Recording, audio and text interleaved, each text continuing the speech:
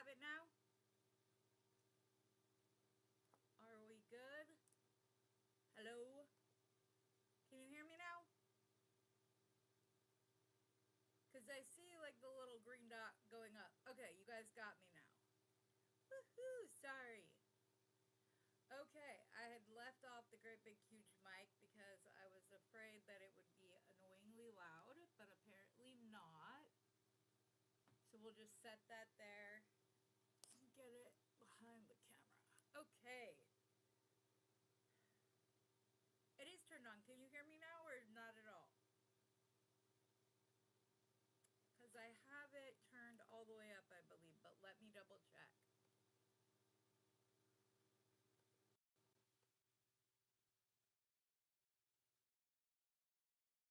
Is that better? Can you hear me better? It's right here. I don't understand why it's not picking up better. Is it better when I have it closer to me, or can you still only barely hear me? Softly.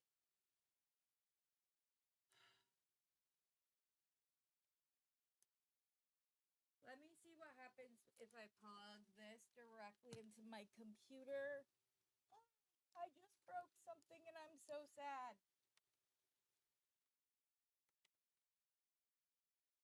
Okay, let's try this.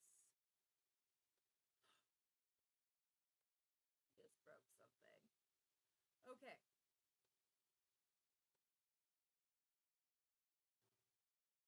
Hello? Is that better or not at all?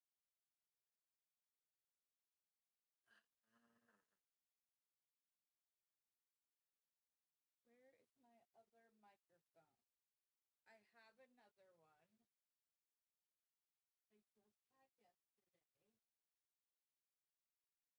that I know works very well. So hold on. Let me see if I can't figure out where it is.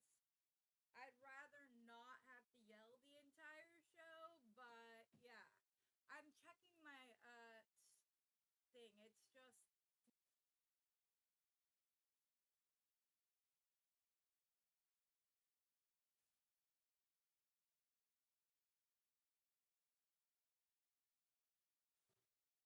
hello, hello, hello, hello, hello, hello. Yeah, I'm trying to fix it right now.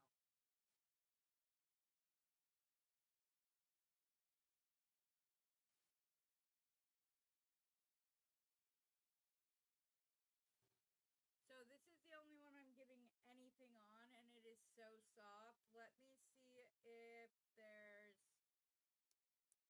Is that any better? No, that didn't... It's still just one dot.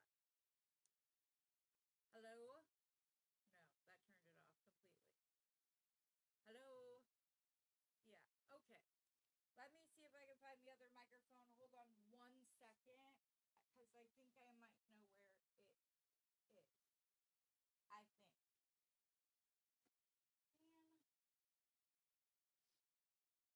And if all else fails, I will use my phone's microphone. Just a minute. Ugh.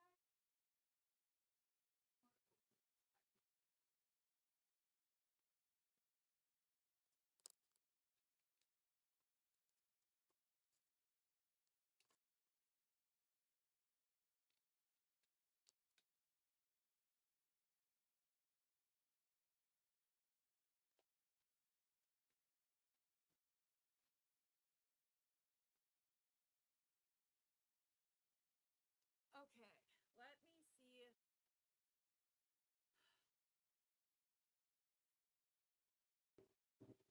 Is that better? There we go. I've got green dots. We did it, everybody. At least I hope we did it. I see green dots all the way, but I'm hoping you can hear me. You should be able to now, right? Woo! Got it. But I broke something in the process, and I'm so sorry. Upset because it was my favorite one of the bundle. It's all right. Little seashell just got broken, and I'm very sad because it was like the most perfect one.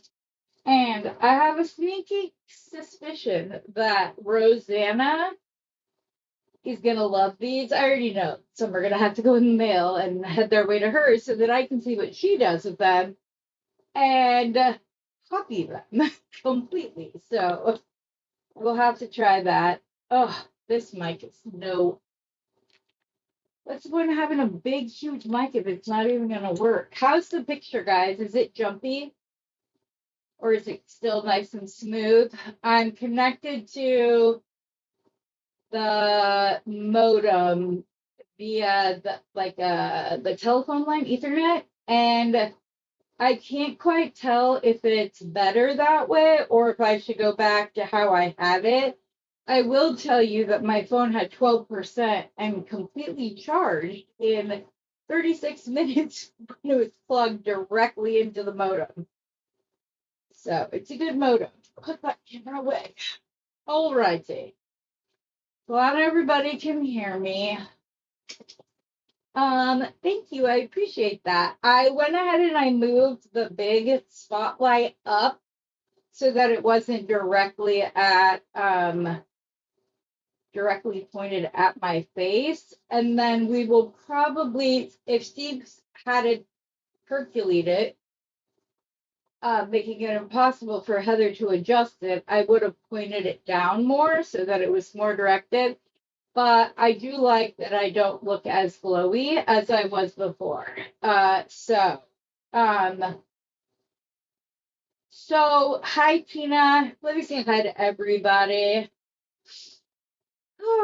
Carolyn and Barbara, Georgina, Gracia.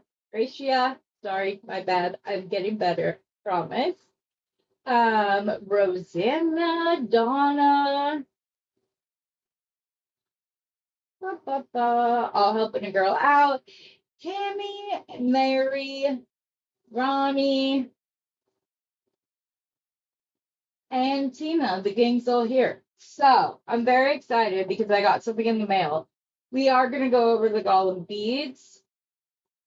I'm going to wait till the typical number of people that normally watch this live, which is around 20.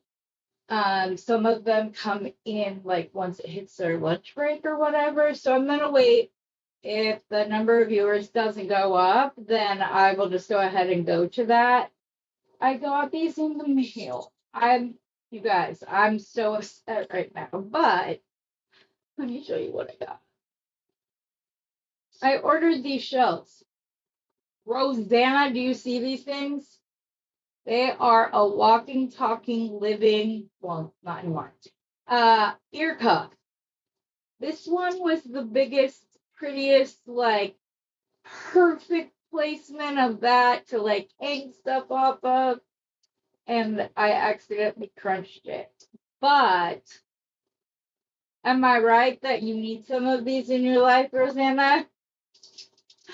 Like I said, I'm going to send some to you just so I can see what you do with them. And then, like, copy it completely. This one, but look, the detail on it up top. And then as it comes down, those holes just open up. And I think they are fragile, yes. You can dip these in resin, like a very thin coat of resin, and that way it stabilizes them. You just do like the kind that you brush on and put under a UV. I don't even mean like you need to dip because you don't want to clog up any of the holes or anything like that. But it is a way to stabilize seashells in case do they have I don't know what that is, but if you're talking about like this little like spiral thingy, then yes they do. But I was just thinking that there is one of them where the hole is open, and I had an 8 millimeter jump ring through it just a second ago. I don't know why I took it off. So you don't actually need an 8 millimeter one. I think we might even be able to, well, I'm gonna go to the 7. The 8 millimeter one, I don't think we would need that large of one. But it's funny because these did get ordered from Temu, and they took forever to get here, and yet the box said they just came from California. So, like, why did you take more time? This one is also open, but might need, yeah. So this is the 7 millimeter, and it looks like this one is gonna hang like more center. Yeah, this one hangs better. It's gonna hang off a little bit, but I think if we add stuff over here, then it would be okay. Like I said, these could be very easily stabilized by some brush on resin, which I'm going to do before making with them because I don't want to break them any more than the one I already broke, because that was sad. They, like I said, they do not have a hole up at the very, very top. But I think after it was like done with a little bit of resin, you could use a like a pin. What's that thing called? A pin vise. But only some of them actually have, like that one has a little one, but then you can see the top is all kind of. I'm surprised that they are in this good of shape because they were just kind of. There was like this piece of bubble wrap, and they were like sitting in the center, and this just went over the top. So they weren't secured in any way. So, but I just thought these are awesome. And the big ones actually do fit over the top of my ear. So that's kind of cool. Here, let me take this out. Still a shot. So like the bigger ones, is this the way? I have it on the wrong ear. That's the only thing, is that they all go one way, but they will sit on top of the ear. So I'm wondering if someone with like my daughter who has like the bar across the top, if they would be able to like stick this on that way. I don't know. I just thought they were cool looking. Like I said, I'm still very sad about this one, but it's okay because I can stick it in my mortar and pestle and grind it up and stick that in the resin to give it a little bit of the mother of pearl shine with the like greens and pinks and everything in the resin. So that's good. I was going to sacrifice one of the smaller ones to do that very thing. So now I don't have to, because I have one. Yeah, that's wintered into itty bitty teeny tiny pieces. So, okay, let's see here. I think everybody's enjoying the new camera, which I like. There is going to be a bit of a schedule change. So I found out the other day that Neek is going to be going to 3 p.m. Pacific Standard Time. There's some change in with her family that she needs to attend to in the mornings. So I'm Rosanna and I are still trying to figure out what's going on Fridays. I'm sorry for the confusion. As soon as we have it figured out, obviously we will let you guys all know. There is going to be a bit of a schedule change though. So I'm still going to come on Mondays and Fridays at this time.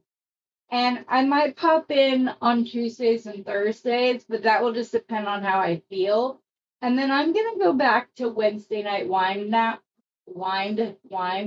down show, because there are a lot of viewers that don't get, oh, I'm glad to hear that. That don't get to watch or participate live because they're working during the day, so they can't. So I'm going to go back to Wednesday nights. That will be at 6 p.m. 6 p.m., 7 p.m. I'll figure it out and let you know for sure on Monday. Sorry. Yeah, I haven't seen her either. I've had I know she's dealing with some stuff, and I will leave that for her to explain if and when she chooses to do so. But yeah, she's okay. I know she hasn't been in any, I haven't seen in the comments in any videos or anything like that. So, which is a shame. Um, what's I gonna say? Oh, okay. I think we're kind of probably at where we're gonna be at for the fallen beads. So I'm going to share my screen because I want to be able to like zoom in. Okay, is it sharing now? Let me go over here. Oh, I have to stick a window, and I want to do this one, and I want to share. Okay, but I need to see what you guys are seeing. Add to stage. I don't want to. Okay. Like I said, I might have to go to the other channel, so I wouldn't really be able to see your comments or not. So I could flip back and forth though. So these are the some of the beads that are coming up. I am going to go over to the picture so I can zoom in for you guys. So I love, no, don't do that, just a little bit, and then please move the screen. Okay, maybe I won't be able to zoom as much as I thought I could. Okay, I'm loving all the peace signs that are in this collection. Sorry about that. Those of you who know his work, you'll see the cat on the one side. The colors, like mixing that deep cardinal red with that like almost gray green color is so beautiful. And then all the hippy dippy love is, of course, right up my alley. I'm I'm going to be in trouble once the sale is over. That's for sure. Maybe I will get some of the first picks, and maybe I'll have to do the made to order, which will give me time to secure funds. But then we have these, and okay, there we go. The I am loving that all throughout this collection, and you will see it, that there are little ladybugs where their wings are spread. And I hope you can see it clear enough that those light blue beads have dandelions on them, and I think would make the most adorable little charms. They're so pretty. I like the florals with the blues, and the purples are really pretty. And then you go up. Steve was most excited about the fish. He loves to fish, and the and then the little rabbit is so cute.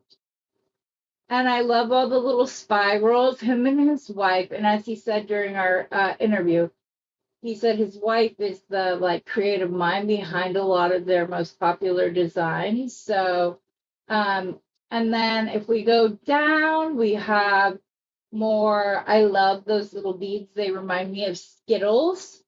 Okay, I see what everybody's saying. Right? The big piece bead running. I know it's amazing.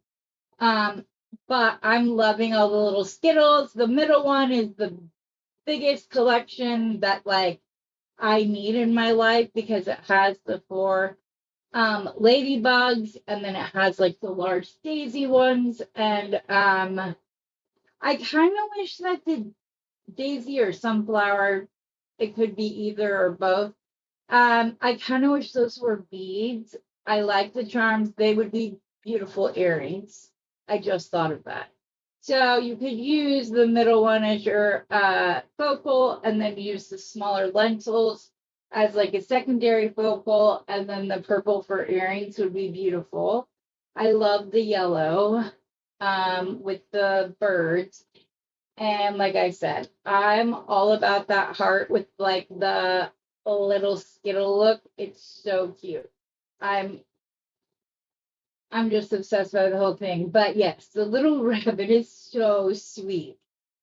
So then next, some of these are gonna be duplicates because he was putting together the photos quickly right before we went live. But ooh, that was way too fast. Is this the same? Okay, now I'm confused. I don't think it is the same. Hold on. No, it is the same. Right? Yes. I was seeing the ladybugs again. Sorry. I hope I didn't make anybody sick by going in and out. The purple flowers up here, that would be right up my mom's alley. Like those are her colors. The birds over here with the paisley. I like that the little, I don't know if it's a cat or a fox, the center one, but I like how it's just kind of peeking up at the bottom of the beads. It's beautiful. I love the coral flower on the longer oval beads. I don't know what that shape is called. I love the stripes. Those stripes could easily go with any of the piece beads above. These are all pretty. I showed that one already. And then we have the deep blue and terracotta is so Southwest. And then you've got the donut bead that does have a hole through it. That wouldn't keep you from doing, like, you could still do a leather knot over the top and just use that hole to hang something in the center if you wanted to. That would be an idea. Love those as well.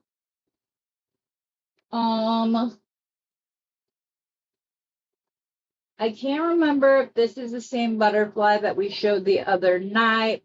I'm loving these blue beads down at the bottom right here.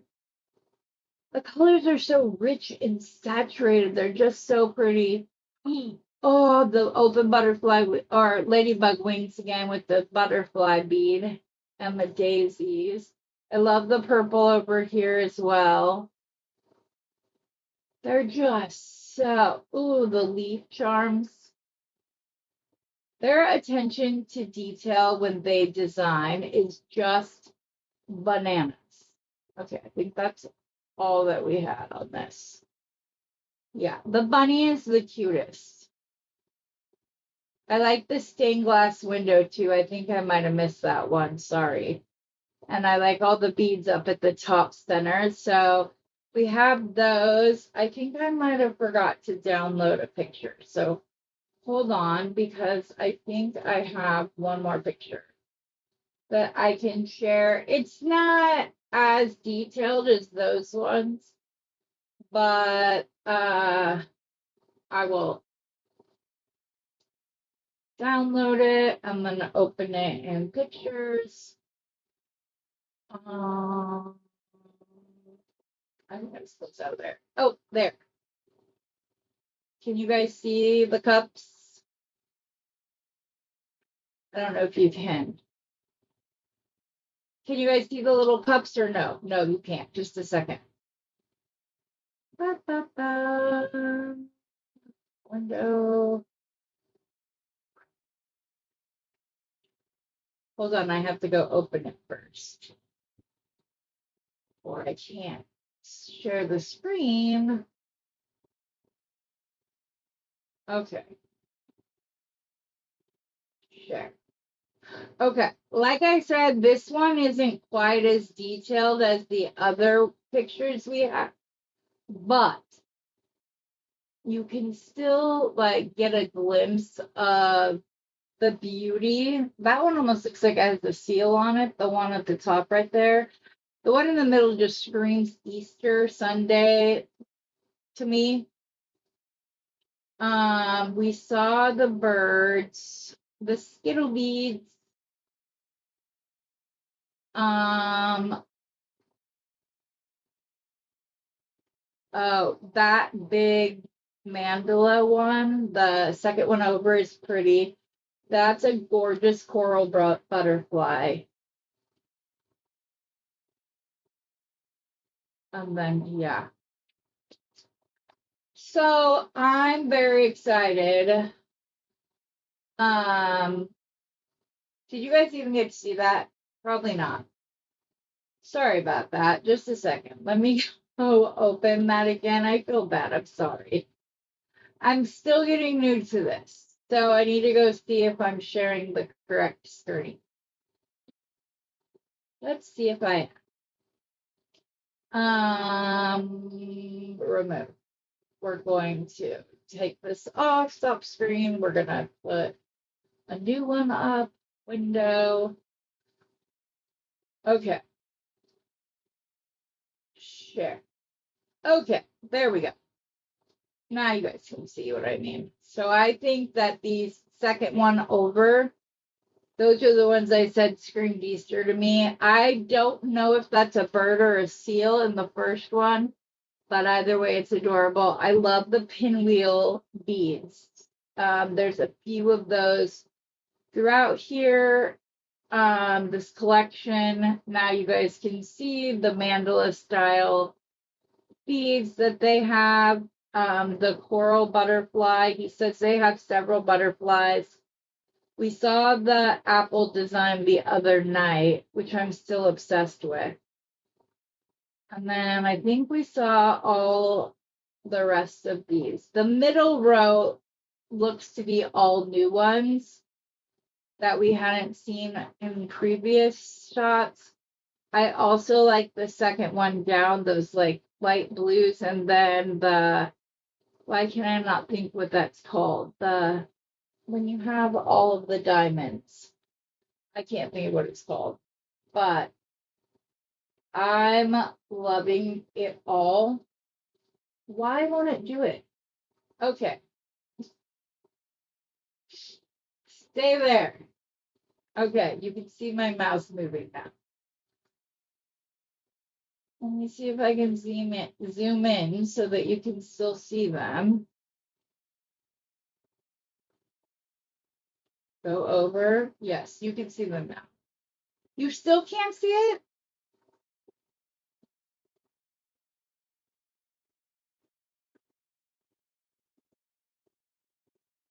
Can you see them now?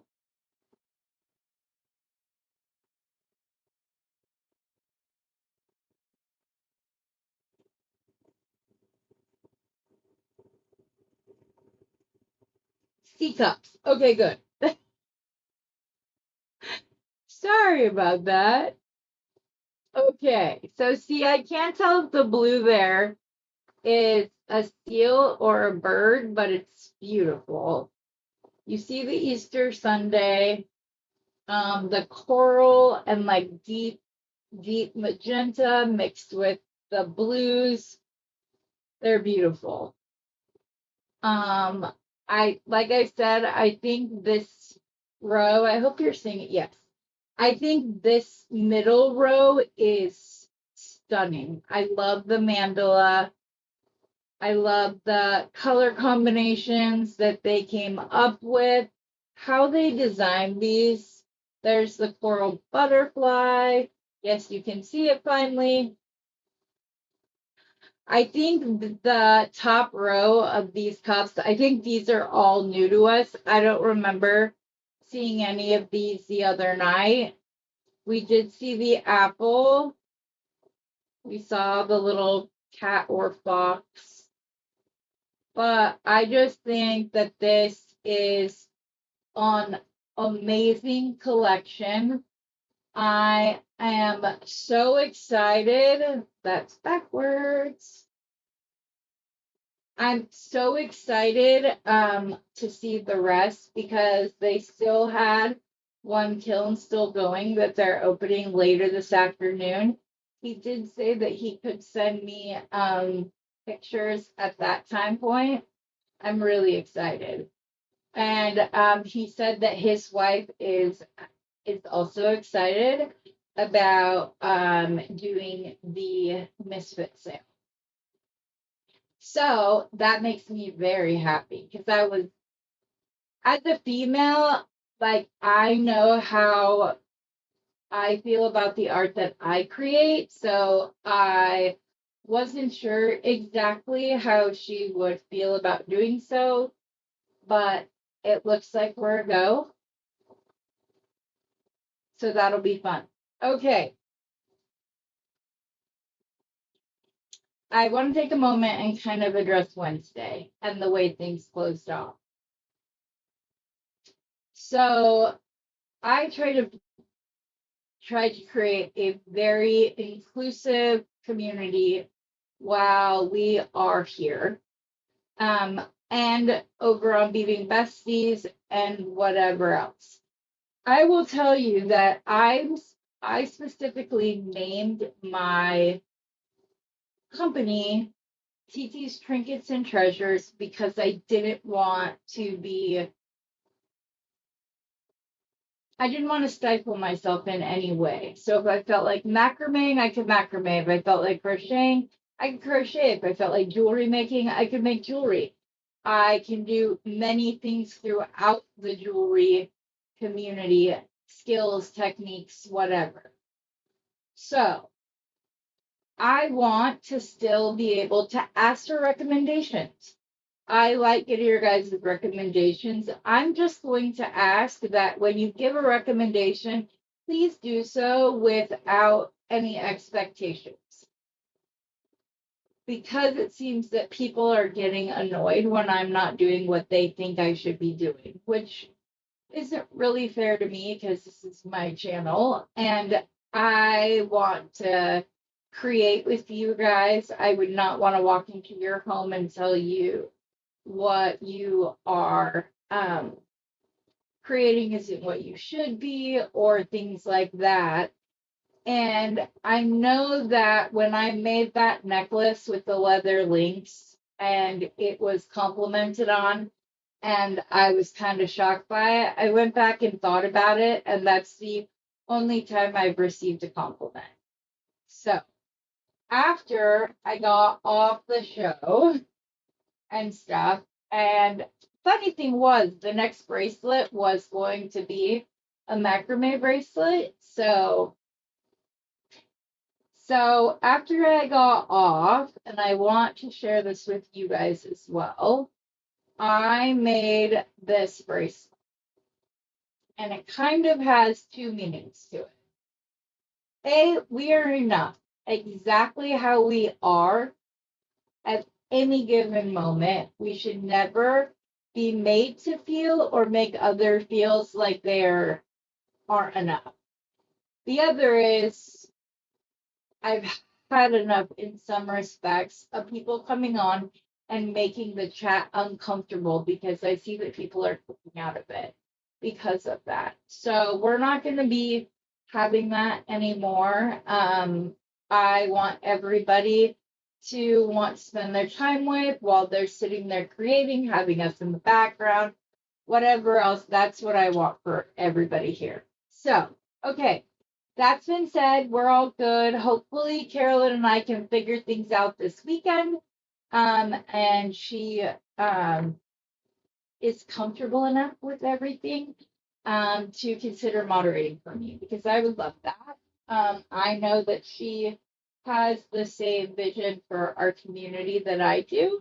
And so that's a positive step in the right direction. Okay, I got this. I think I either got this from Bargain Beadbox or Beadbox Bargains, or I got it for Temu. I cannot remember, but these like black frame pendants are everywhere because you guys know I have the fairy ones, which will be in the sale.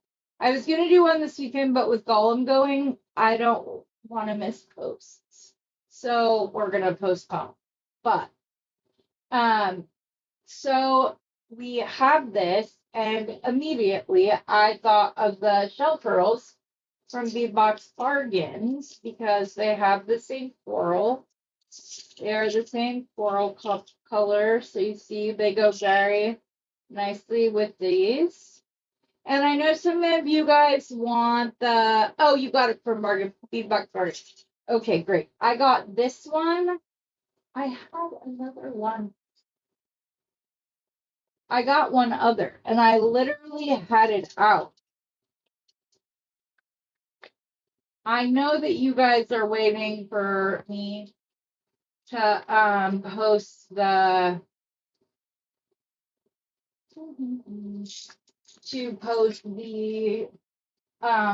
oh my goodness, top to post the fairy pendants and the dandelion pendants that I showed you guys, and those will be part of the sale. So not to worry, those are coming, but I think that these are beautiful. And then I have some matte Amazonite, and then I have some regular Amazonite that I think brings in the lighter shades of green here. I'm kind of going back and forth on whether to use these or to swap it out.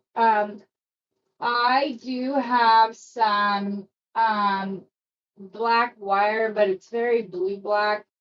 So I will probably not use that. I don't have black findings, but I have stainless steel and gunmetal. So I will likely bring some of this in as it's darker, and I think will look really nicely. So I'm going back and forth about this because this is so slick that I also have pearls right here. It's gonna cause an avalanche if I pull this box out. Well, there's only one way to find out. Okay, stay put. Okay, I have my big box of pearls that my girl Tammy sent me. See, this is where the shape drives me nuts. These are the perfect green, but they're drilled, like, they're not drilled from the long ways. They're drilled the other way. Well, wait a sec. Oh no, that's just a dimple. But they're like the perfect green. Let me see what they look like with those, because I have those. I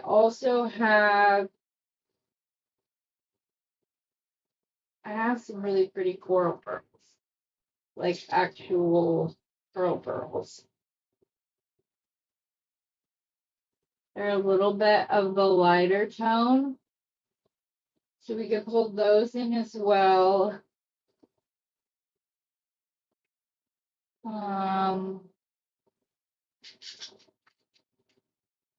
I also have like these robin egg blue, which go really well with the lighter tone of green, only they definitely are blue and these are definitely green.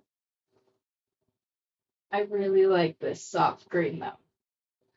Okay, today will be a lesson on working with things that you wish were something else but will be the best fit. Right? We all get there. We all have that moment where we're just like, something comes or somebody sends you a gift and you love it so much, but are like, wait, how am I going to incorporate? Yeah, that's beautiful. I also have some really, really dark blue green ones that like would go with the color scheme down here. So there's a lot of colors that you could pull from this. You could do more of like a bright reddish coral if you wanted to. There's tones of yellows, the blues, the greens. They're all in there, but the 90s goth factor is back, y'all. It's back. It's what's in style again. Makes me sad when people refer to it as vintage because I'm like, it's so not vintage. Like, no.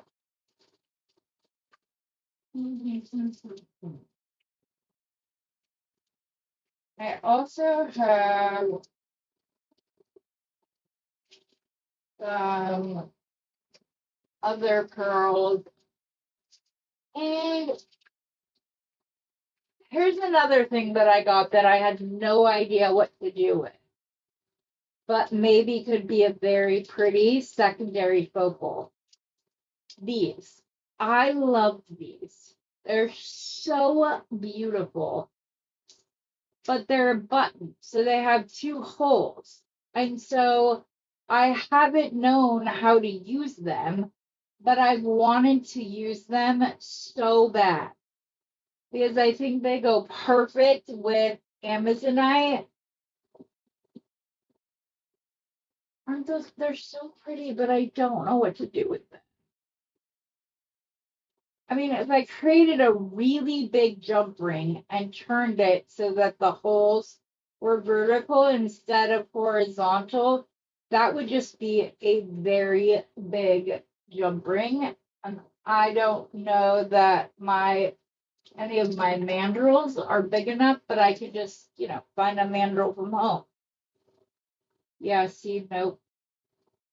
They need to be just bigger than this. So let's find a good old marker cap and see if that's bigger. It is bigger. Okay, found a mandrel. Let's see if we make a silver or gold with the black.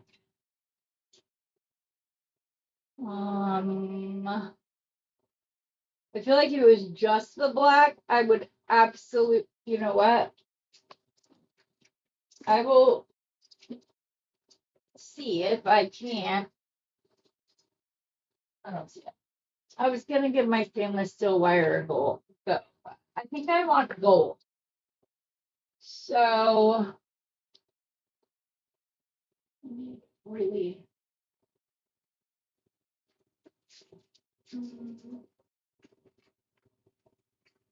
where is it? Or maybe I will just use my bronze wire. This is 18 gauge. So let's make a couple jump rings by just wrapping this around the marker, pulling while I do so that I'm getting as even of a ring as I possibly can. I didn't even stop to think whether or not this would be enough for this would be big enough, but we're gonna find out.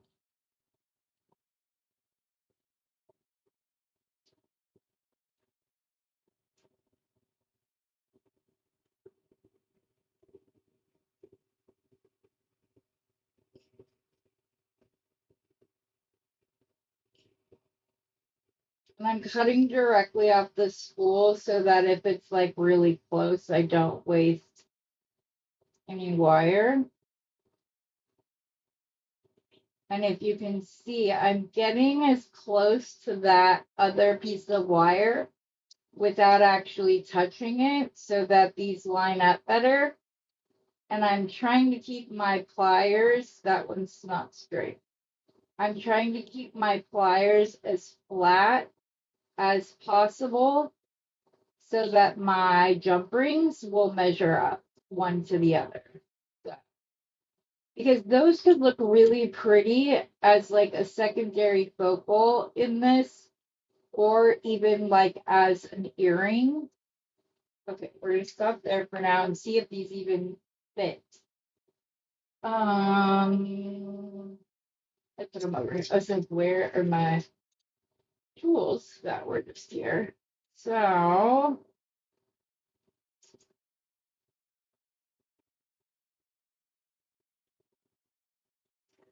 let me see if these will fit in the button. They do, and I may not need as big of a ring as I thought I did. But if we did that, then we could somehow either connect chain. Okay, so then where are the 8mm ones? Let's see if the 8mm ones are big enough. I don't think they're gonna be, but we can try. Doesn't hurt to try, right? But I do like the bronze, so if it works, then I'll just make some. Yeah, no. Yeah, the 8mm is like a quarter of an inch too small. So since I changed the shape of that, I won't reuse it. Okay, so we may not need the marker cap. This mandrel might be big enough with the spring back that happens when you wrap wire. So I'm gonna go ahead and cut off this last like larger jump ring just by bringing it right around so that I can cut that off there. And then I'm gonna try with my mandrel and see if we can get the right size. I want to open this a little bit. There's a curve on it. I'm sorry, I know we're almost an hour in and we haven't made anything, but I wanted to give the pictures their due. I wanted you guys to be able to see them. Oh, I'm completely off screen. Thank you for telling me. I'm going to move this down. It's not enough that Pixie thinks it needs to find me. Okay, so I was using a marker cap, sorry, to make the jump rings to see if they were big enough. The first ones were, they're pretty close dependent upon, like, if it's facing this way, that's like the perfect size.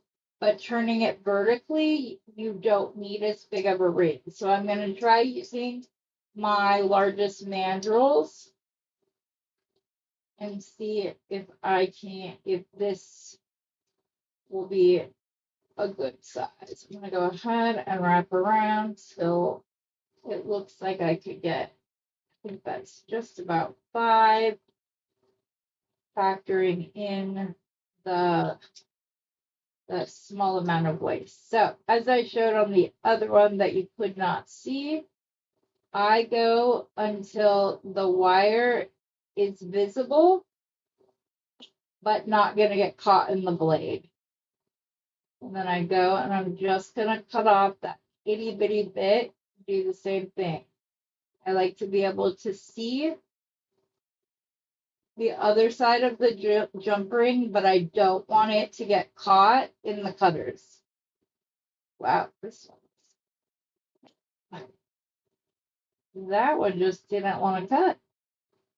And then I'm going to clip the wire flush, turn it around, do the same thing to where I can see the wire. Oops, can't be that far in there. I'll cut more than one. See the wire, but not get it caught up when I'm making my cut. Okay, let's see if these are going to work, because I think they will, and then we could use these as part of our design today. And I have to open up for that, Heather. You might have to go with the big ones. Okay. Come on. It would help if I was lining.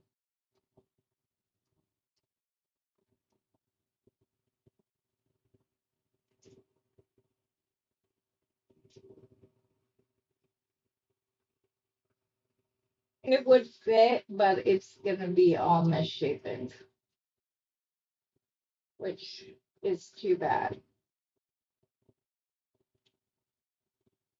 I know once I connect it to the next piece, it will be fine. So maybe what I'll do is I will do like a section of beads and then those leather links that I made, but a longer one. So instead of it being like an inch, maybe make it an inch and a half and do it that way. So this will be on. Let's start with leather right here. And I think the bronze with the leather looks really nice. So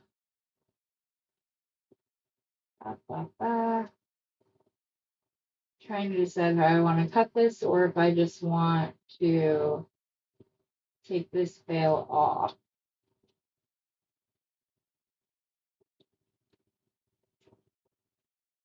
Sorry, I didn't know what I was going to do today, but I didn't want to, I wanted to be on today because of how things ended last time. I want everybody to know I'm good. So we did that. We did a wing. Or do we just want to start with beads? I'm gonna see what it looks like with beads. Let's get some bead out.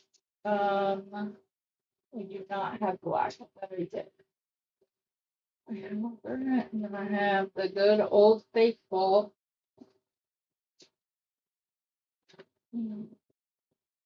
And obviously, this is what I'm cutting is going to be more than we're going to need for the middle section.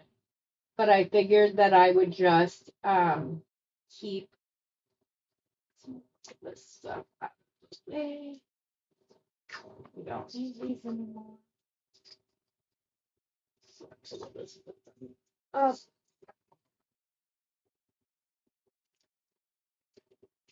How did I forget I had these?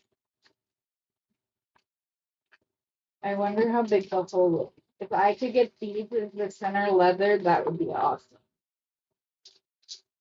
Yeah. It was looking a little too sweet. I was gonna pull in the bead caps, but we might have to use these. Let me see if I can get these onto my leather. There's been a couple days now that I've gotten off and look up and see those. I could bring that though.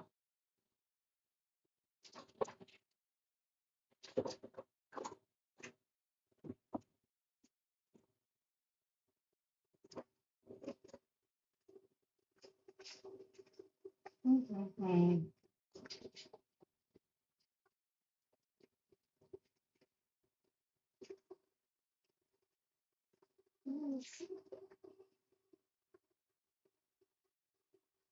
That looks like the best size that we'll need.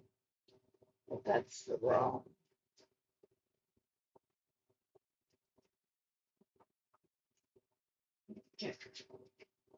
Quinn, please stop scratching under there.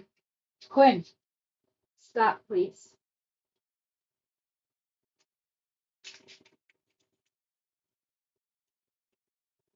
Yes, smaller chuck. Service.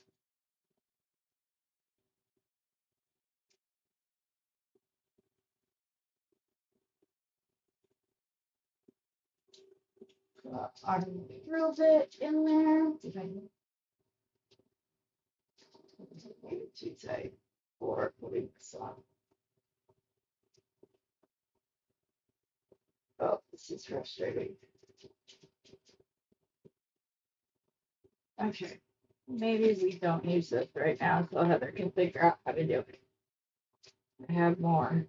Okay, so if we're gonna start down at the center,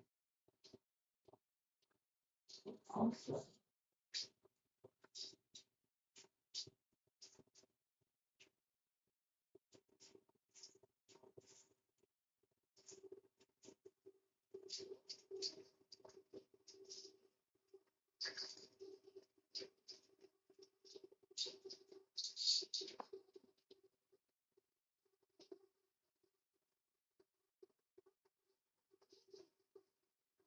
Okay, so I definitely want.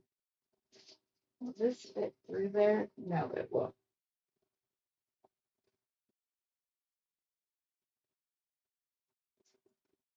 Just,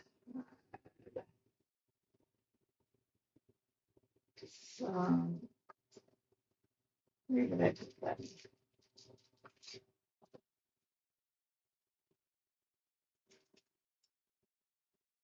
I just had some gunmetal beads out yesterday, and of course now I don't see them.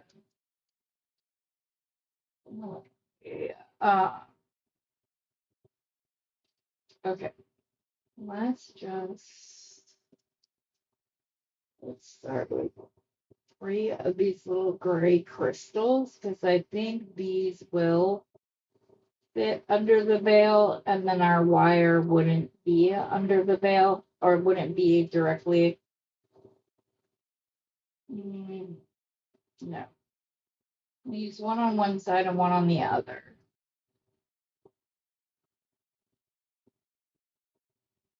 Okay. And then I'm going to pull out my little 3.5 millimeter little floral bead caps. Put those on.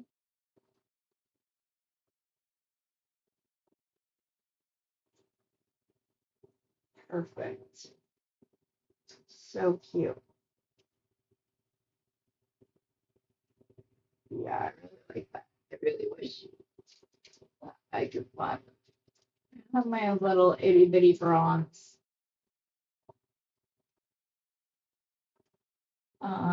seed beads or metal beads. These are the bronze, the same tone as the wire. So I think those will look nice. Pull this out. Put one of these on. This is my creative process. I know that it can be a bit much to watch because I change things and will just start over because um, I try something else and I like it better.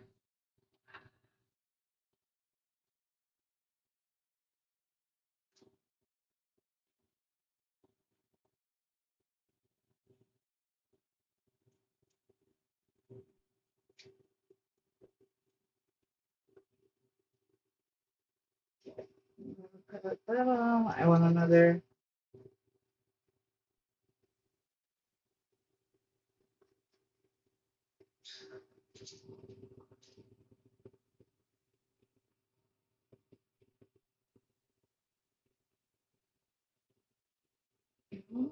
What is that on the bottom looks like?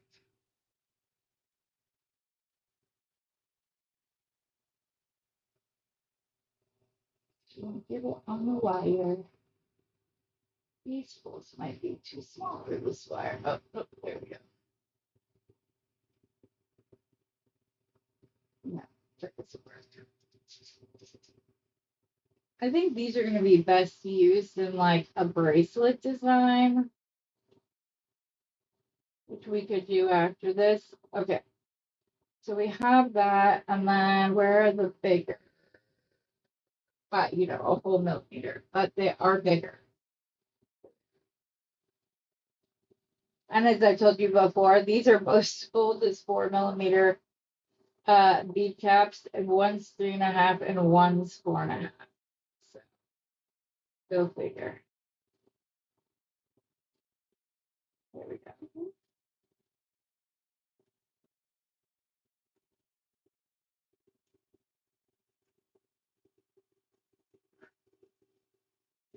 Yes.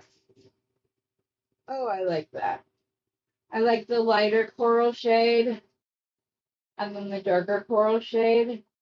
Let me get more of this off the mat or directly under where you guys can see. So that you're not My camera's not trying to focus on a gazillion things. I don't want to mix with the hair with the little hair. Just gonna pull it out. I really want to use these. I might be able to use them on just directly onto the beading wire. I'm just always a little apprehensive about using filigree beads like that because sometimes they can be a little sharp. Okay, so then we're just gonna go back to the little bronze seed bead. What do you guys think about the mixed metal? Do you guys like the bronze with the um stainless steel? Do you like the look of it?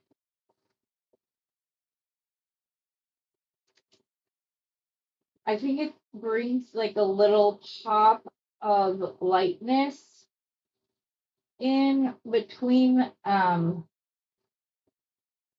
the darker tones.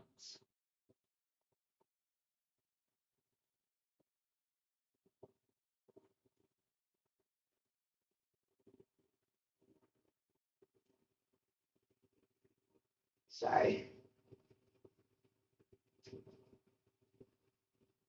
Okay, thank you.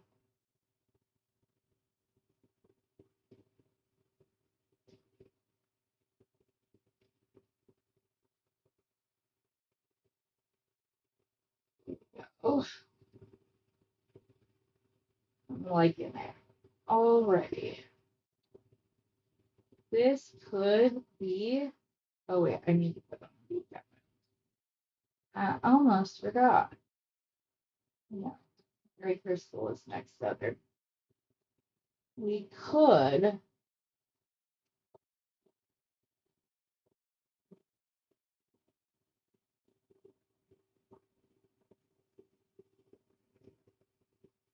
Let's see. I wonder if we did this, if it would keep the filigree metal up off of the wire more. It needs the little brass in between. Brass in between.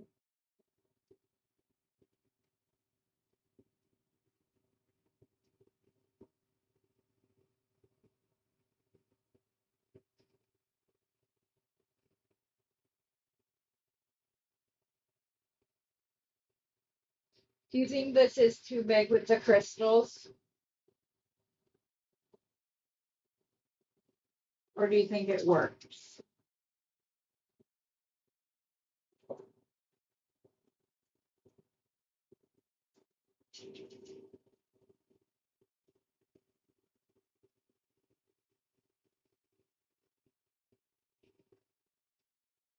Okay, Mary, thanks for being here.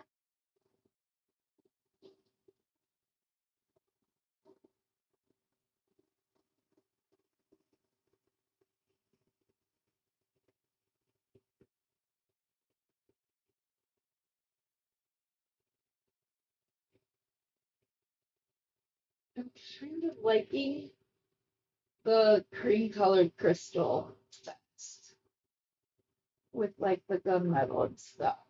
So then I could just pop this in, put a little,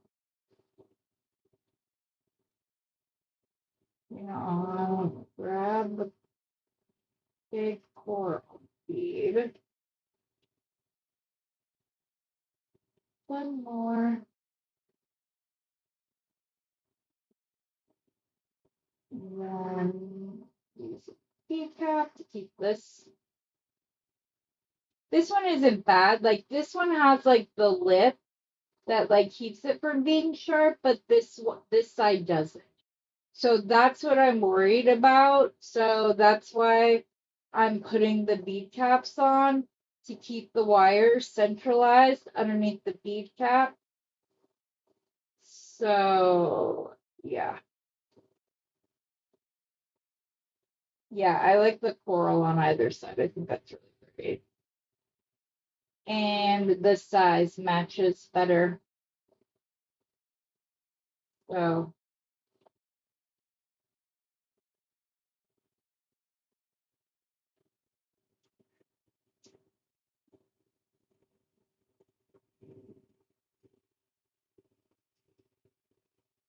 could always just connect this using the wire. So I could take my beading wire through and then just kind of crimp and then start the next piece. I want to put the coral on again first, the larger coral, and then we can try doing that. If it doesn't work, it doesn't work. Not a big thing. But if we don't try, you could miss out on.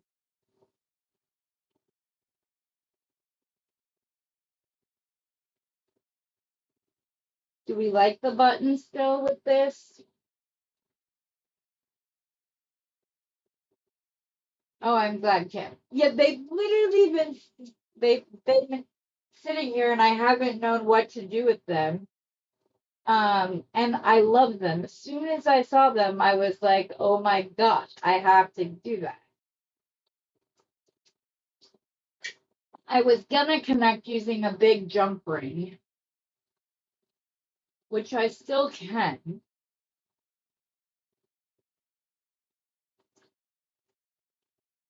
It just doesn't need to be this big, but it needs to be just bigger than my smallest mandrel. I don't know. Rosanna, have you ever like adjusted the size of a ring by just like cutting it? It would almost make it a more oval shaped jump ring, but I don't know if it would become too like misshaped. Misshaped it? I don't even know how to say that. So we're not gonna try. It's just that one's so big.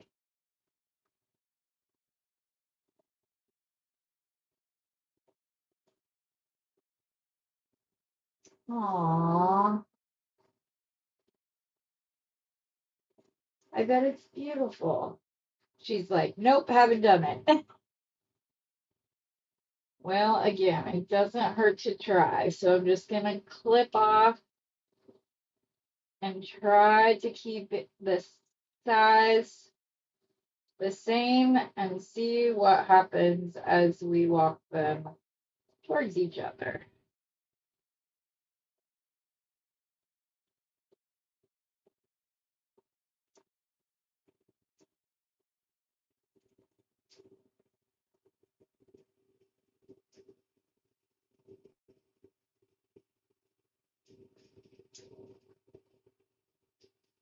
It's not terrible.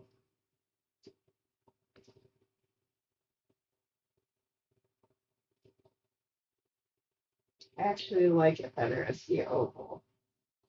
It's just a matter of getting these flattened enough that they will go together, but not so flat that it looks odd. I think we might be there.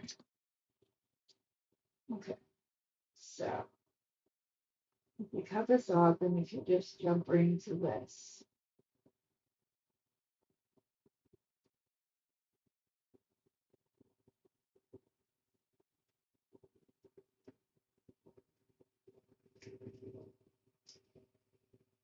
Okay, don't be mad at me. I'm not digging the coral pearls. What I'm thinking is that I want to put just had them right up here.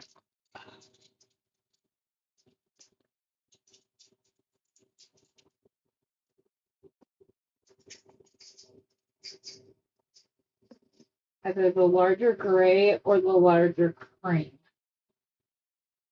No, I think I want the larger gray. Okay, so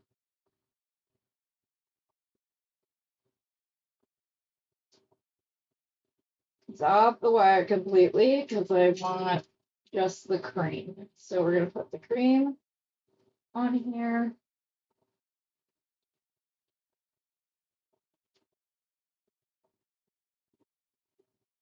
Bead cap.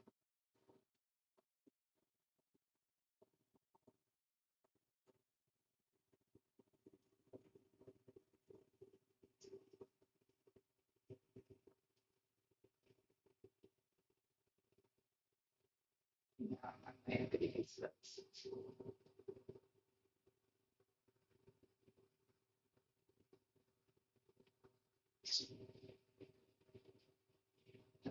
I have two different bead caps on here.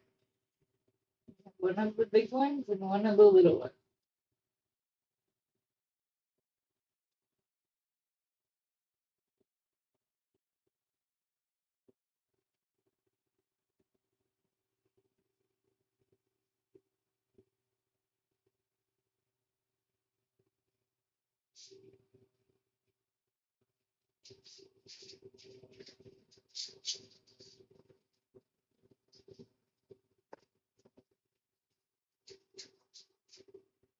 I know that I have the peach crystals too, but yeah.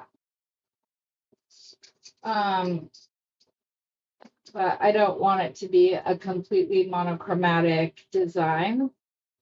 So we're not going to do that. So then we're going to pop up to the bigger one. Yes, this is what I want to do. Big bead cap. And I know my arms and stuff are completely in the way.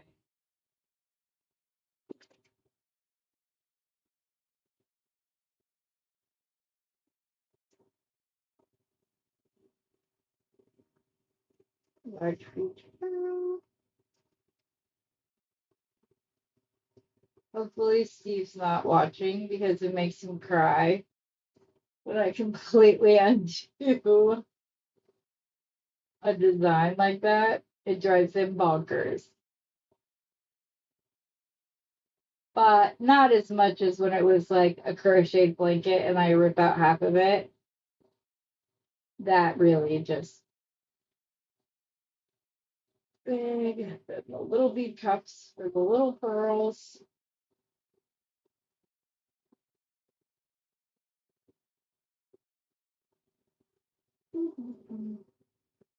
Yes.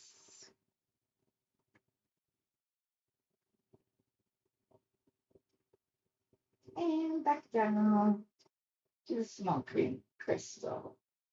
And then we'll build back out to the large coral pearl, and then we'll pop that in the center and then add this on that way. I am thinking that I'm going to grab, wait, where is it? I'm just gonna grab the black. Why are it? No, I don't see it. Did we try this?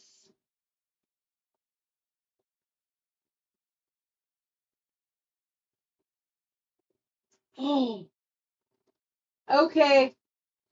Ding, ding, ding. We found a winner. This is how we're going to attach it. The black leather will tie in with the black frame.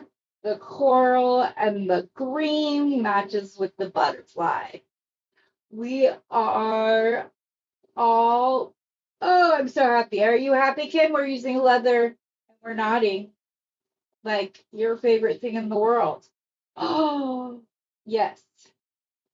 I am still pretty proud of this jump ring, not wanting to come off, but now I know that should I need to cut some length off, I can do so.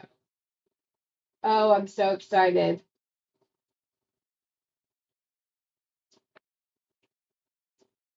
Kim is my leather girl, so I'm sure she's like, yeah. Yay! Oh, they are? How many are there? And are they good? I saw somebody in your live, Rosanna, said something about the man. Are they the companion bundles?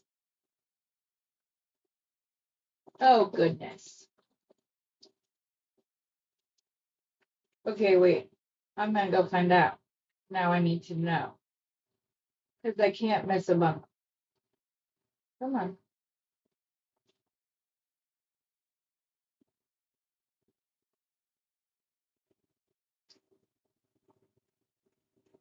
Oh, there are a couple of them. Holy cow.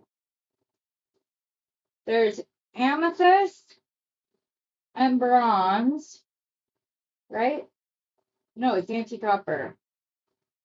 Lapis green aventurine that is bright, tiger eye, red jasper, and the rhodonite. I want the rhodonite one. Can you get more than one? You can. I like the tiger eye one too, though.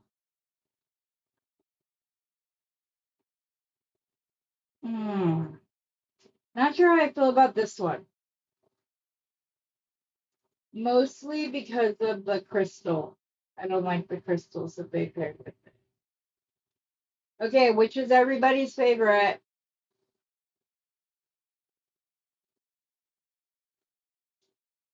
Actually, I'm gonna get the amethyst too.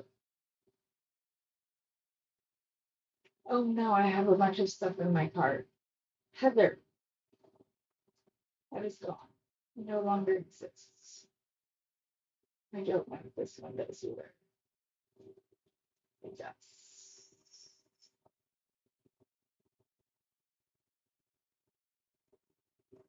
So, we're still in the planning stages, guys. But Rosanna, Randy, and I are going to do a week of wedding designs.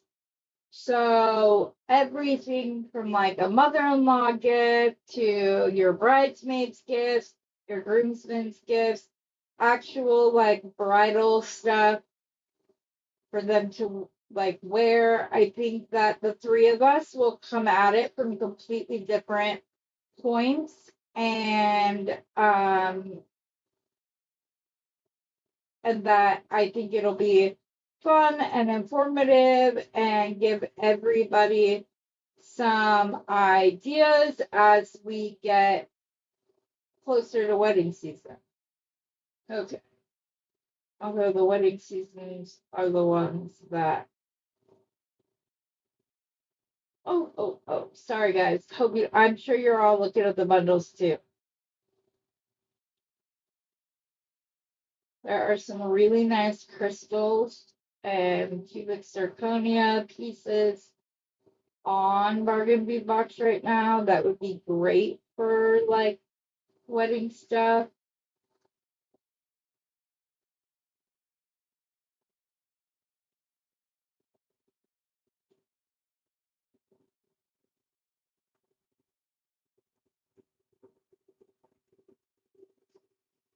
Sorry, I'm over here trying to clean out my cart so I can purchase.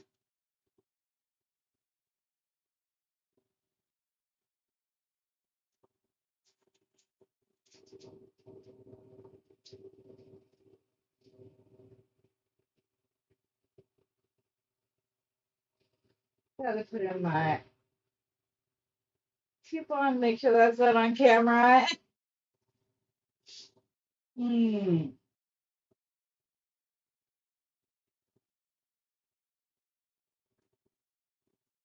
So I ordered, there's a bunch of stuff in my cart specifically for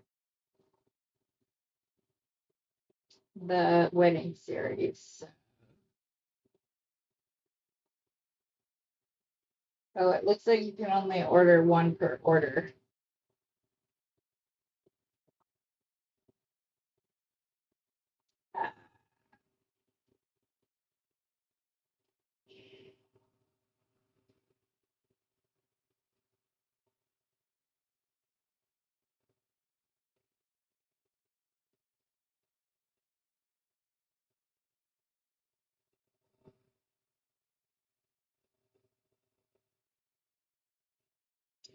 Do you guys do that where you go and you take all the cheap stuff out of your cart and then are shocked that your total didn't go down quite as far as you needed it to?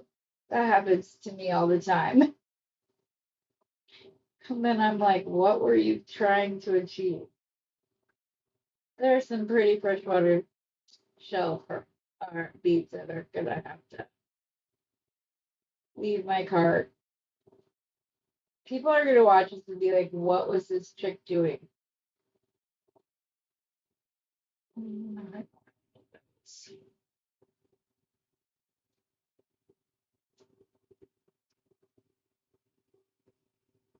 I'm hoping that took it down enough.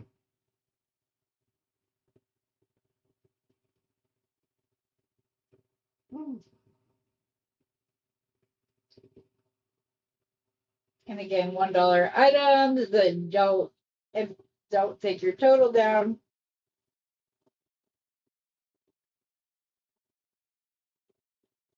Go through, guys. Where am I now? Sorry, this is so like anybody who does beads and loves bargain bead box will completely. I'm gonna have to do that afterwards because I don't know what's going on. Okay, back to this. Sorry, that was kind of unprofessional of me. I apologize. Okay, big, small, small, little bead caps. Put the little ones up there. Big ones down here. Out of reach. If I don't get it out of the wedding bag stuff, is more important to me right now because I think it will be a very good, like, special for everybody who um, is considering delving into the world of wedding jewelry. I hope it will help give you guys some ideas.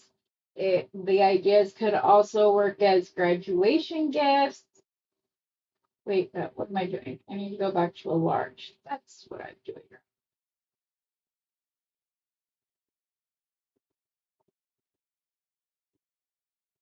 No, I do need to do the small. I had it right. So we go to the small. And then is this where we want to put this?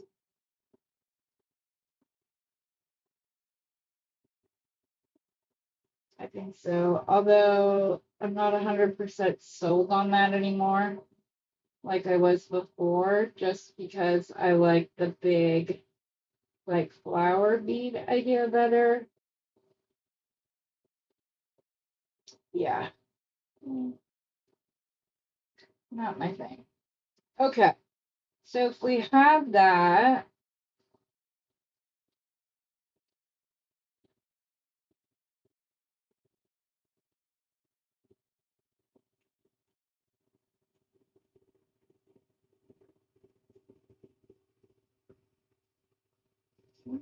I want that little one on there. I think I just want to stick with the big crystals, the larger crystals, because then I can go.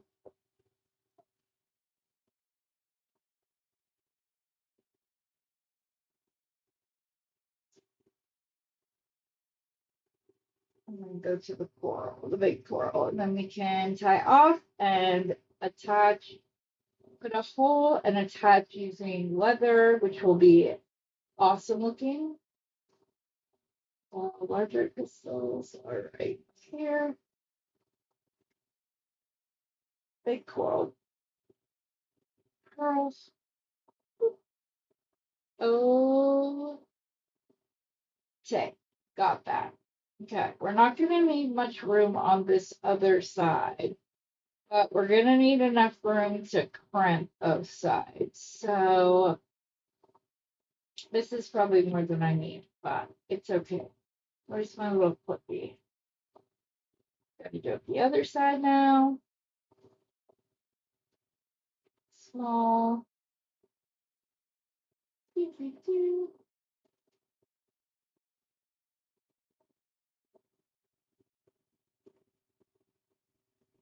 Oh, there's more of it. I love these little like lighter coral pearls. They are perfect in the same color family. I'm excited to add the black leather to this design. I think it will keep it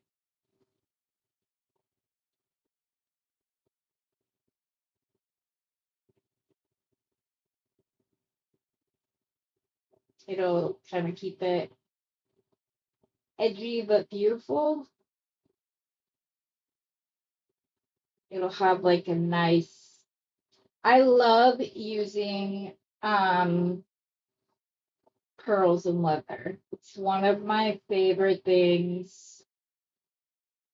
The pearls are soft and beautiful and whatever else, and the leather is more like edgy and beautiful.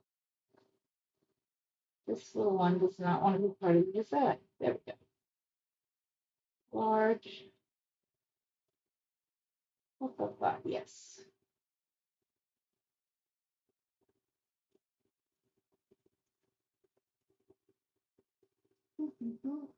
How are you all stuck together?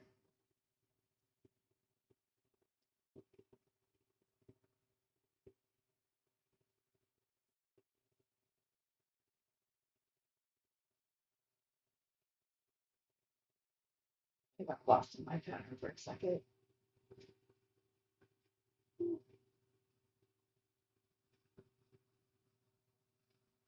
Anybody watching this on replay, I apologize for like stopping in the middle of my design. Just got excited for a minute. But seriously, we really are going to do a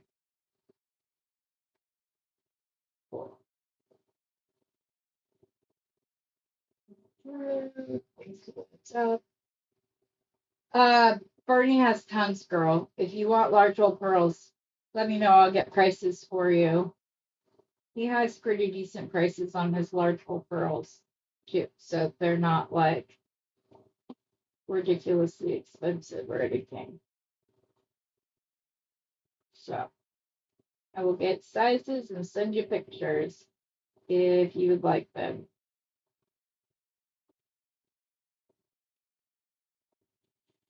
Okay, first crimp, and we're gonna use the gunmetal.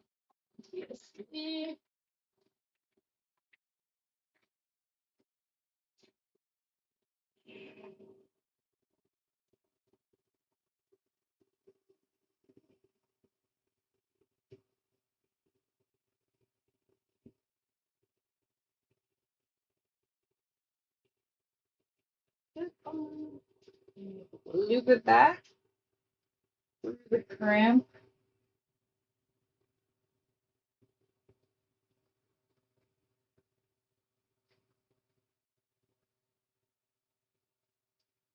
And I'm actually going to grab a scrap from an actually that's long enough to do an earring with. Where's another strap? That may not be. No, those are both long enough for earrings.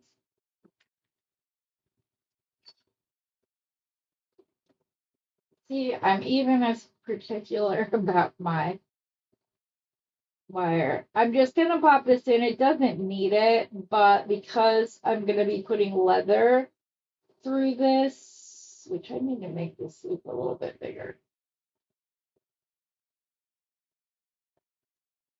There we go.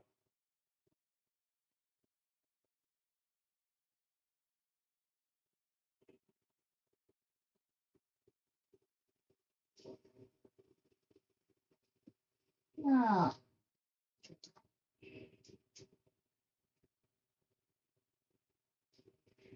Squish. I just want this to be like as good of a connect, like as solid a connection as I can make. And I have found that when I put extra beading wire in, I get a nicer looking bead. So it looks great. Yeah, that's good. That's gonna be good. Then we're gonna connect onto this. And then we'll go back and probably do another section of the beads. But yes, I can click on it. Yes. Okay, I'll get you prices. Because he has them like as big as like 16, 18, 20 millimeter pearls and large hole. So I will get you prices. We need the other clip right here. Down. We're just gonna go through. Want to make sure like there's movement, but it's not too squished.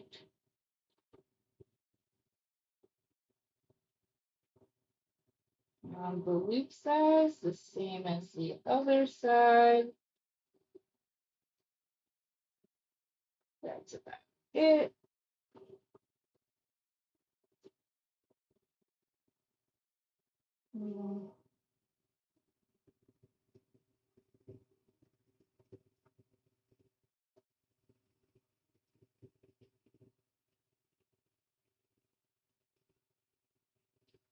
These are cropped, so let me pull this loop a little tighter. So when you squish it, sometimes your hole gets a little bigger than you anticipated it would be. This one seems to have a deeper wall than the other side.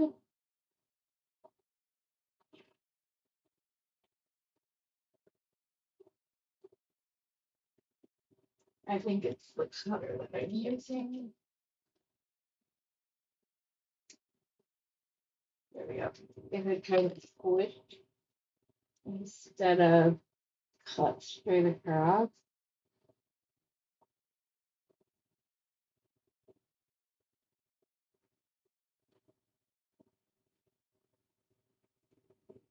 I might not need the extra in the size.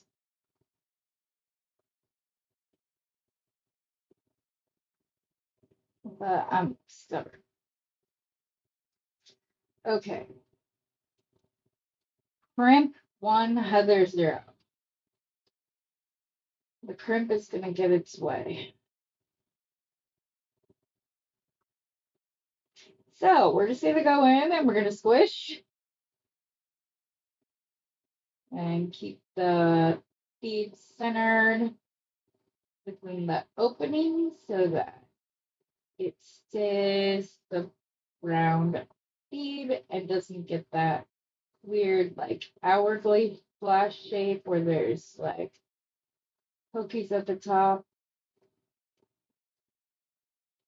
There we go. Okay, now we are going to make our leather links. So I'm gonna need a barrel or a tube bead barrel, not tube, whatever you want to call it. I'm trying to decide how big I want them. I don't think I want them that big. So, oh wait, I'm going to the button. So the buttonhole needs to come through. Pull up this side, and then we will attach it into the tube there and do a there. So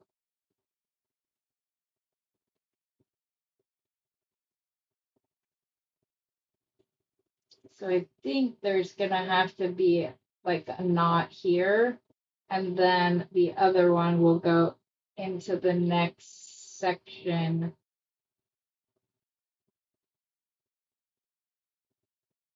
Let me see about how much I'm gonna need.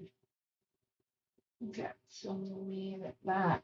Give myself a little bit of extra room. I'm gonna go ahead and cut another one. So that I have the same size, but then I'm gonna stop in case this one isn't big enough. I don't waste as much leather.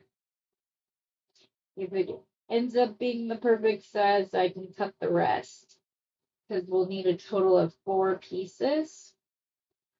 So we're gonna need a loop like that. And then we will do the knot right there. So We do not need a loop that big, so we could do ourselves. Well, I kind of do actually. Okay, so this might be one of the times I need a round one. Yep. I typically prefer the straight ones, except for when I'm doing it like over a rounded bead like this. Then I have this is my Kelly Beads Boutique barrel lock too. Okay, so make our little loop. Put the curved tube bead once, twice, 3 times. Oop, this is gonna be tight, but it's all right. Why was I trying to put the leather through the leather? You need to put it through the barrel knot too.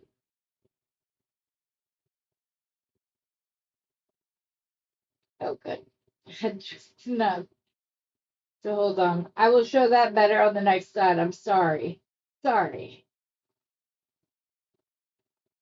The first one is always a little bit. I didn't attach it.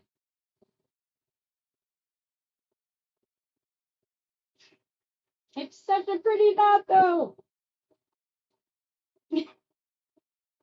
If you ever do a barrel knot, you need to undo it. The easiest way to do it is to sit and just kind of roll this off. Try not to use your nails on the leather. Once you get the first one off, the rest is pretty easy to kind of untangle. It was funny because when I was learning how to do barrel knots, I scoured YouTube how to undo barrel knots and could not find anything. So that's why I like to explain it. Okay, we're going to create a loop with this side like so, but we need to attach our necklace before we tie. We're going to grab our barrel knot tube. You know, things weren't already fiddly enough. Fiddly being a very technical term. We're going to go once. Come on. Once, twice. Oh, do not slip. 3 times. Get it up and around. Push the barrel knot tube down a little bit so that I can tuck my end into it. Oh, I might not have given myself enough room, but we will see.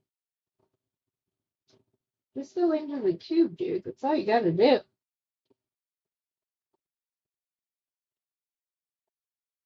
Oh my gosh, this is the most stubborn piece of leather.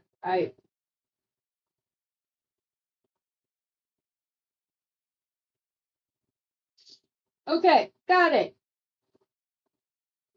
Pull it out, start tightening. Okay, now we can kind of mess with the size of our loop right there.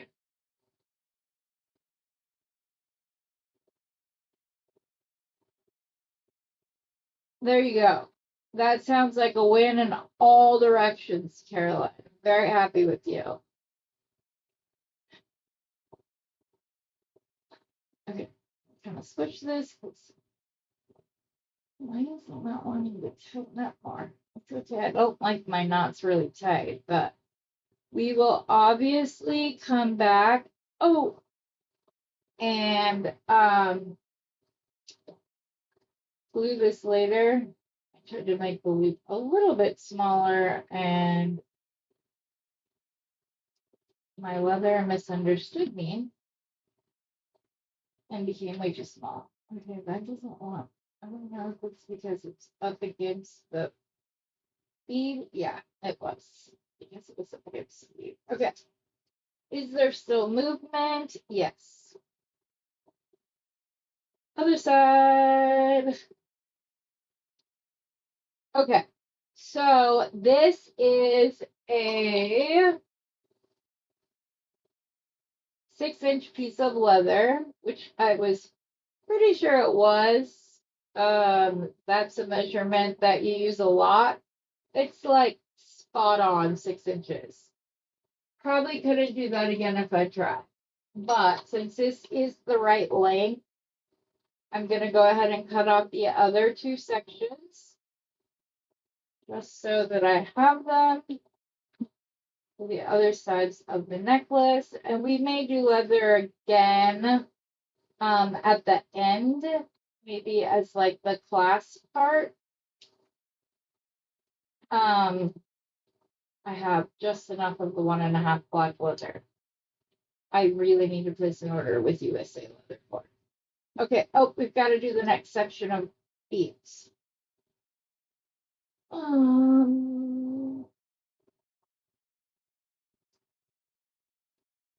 we're just gonna follow the same pattern, but we're gonna go in reverse. I don't know why I thought I needed that many print tubes.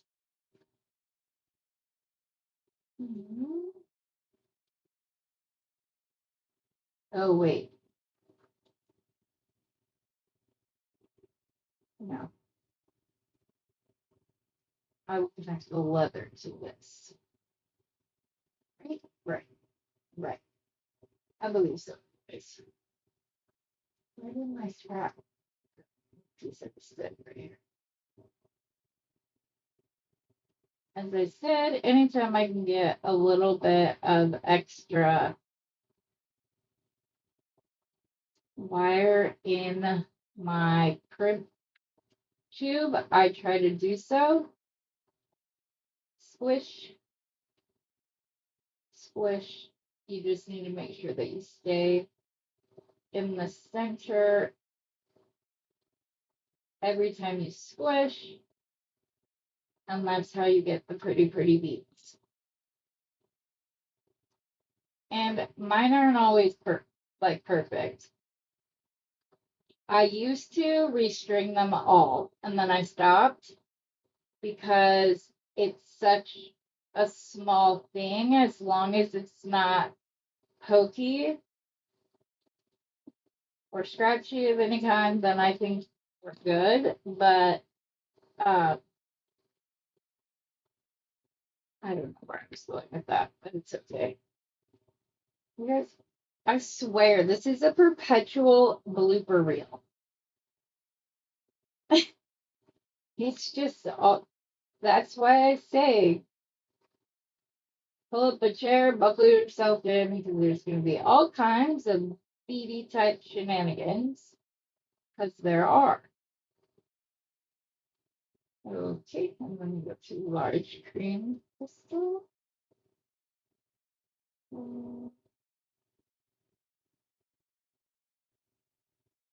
Little bead caps.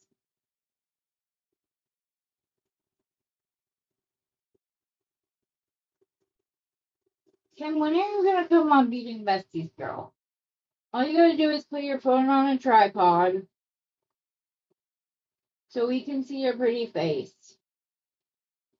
And you talk to us and you show some of your beautiful pieces of jewelry that are on display in your hometown because you're a boss chick like that. I would normally just say boss bitch, but you know. I always put not for children because it makes things easier when uploading, to be perfectly honest. But yeah. Yeah. Yep. For the wait, what did she say? Thank you. I appreciate it. It took a long time. And there are still days that I have to go back and watch somebody else do them because of my memory recall issues. But my knots aren't always perfect. Like there are times I'm like, what was that? I'm like, you have been doing this a while, right, Heather? Because I don't understand what happens sometimes, but yeah. Okay. Yeah, for the intro, you've just learned text. I literally will text you a link. You use that link to connect, and then we see your beautiful face. Just have it on a tripod in front of you where we can see. But I always do like a pre-setup with anybody that's not as technical. So, okay. So I went back down. Oh my gosh, I just realized I made a mistake. No, I didn't. The crystal, that crystal is underneath the veil. I thought I left the bead on. I wonder why that one fits, but the other doesn't. I kind of don't like that. Not much I can do unless I want to restring the whole thing, which I do not. So now I'm just trying to decide if I want to go back down to the itty bitty crystal. Yeah, I'm going to. For continuity purposes. Not that anybody else but us and a few type A people would notice, but yeah. Okay, so we need to attach and do the other loop so that we can then attach this to the leather because I think that will be the easier way to do it. So, and you could do a double wrap. Oh, barrel knot, you don't have to do the 3 wraps. I just like the look of the leather, so I wanted to use like as much as I could. Okay, yes, we'll measure that. Where's the circle or the bent one? Oh, oh wait.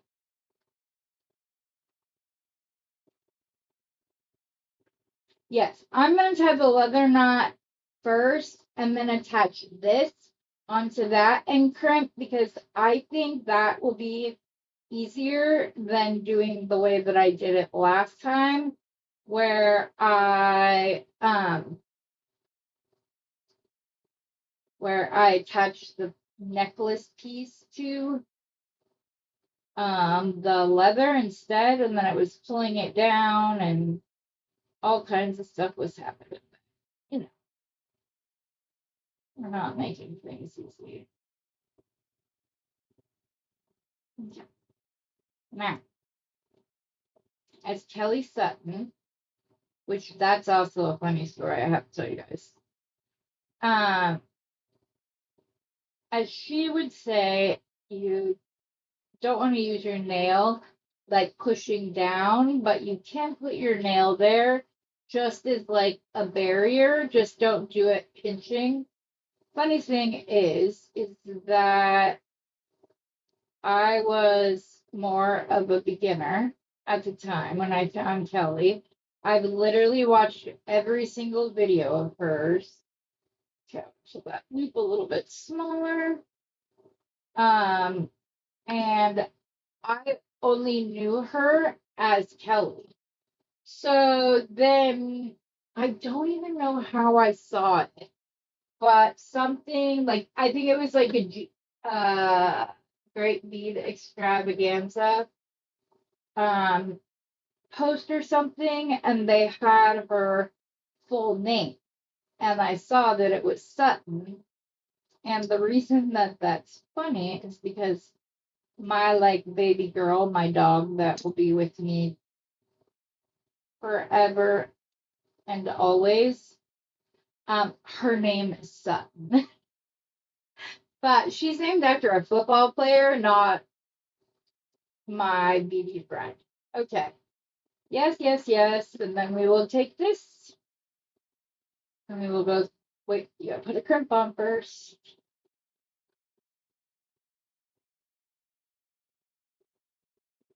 Oh, crap. I need it to go this way. So the easiest solution for that is just to cut off this loop and redo it. That way, I don't have to restring or undo my knot. I'd much rather undo this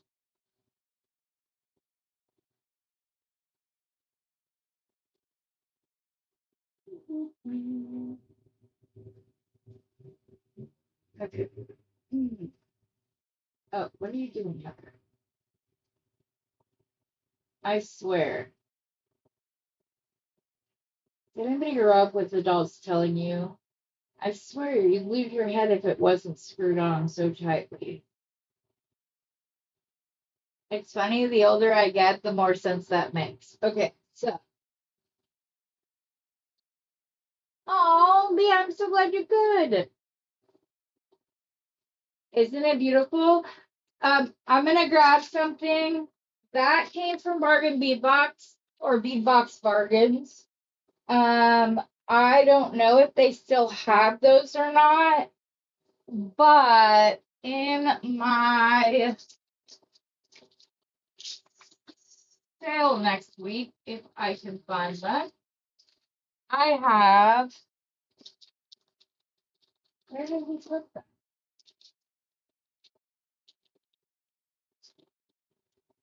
They were just right here. Oh my gosh, are you here now?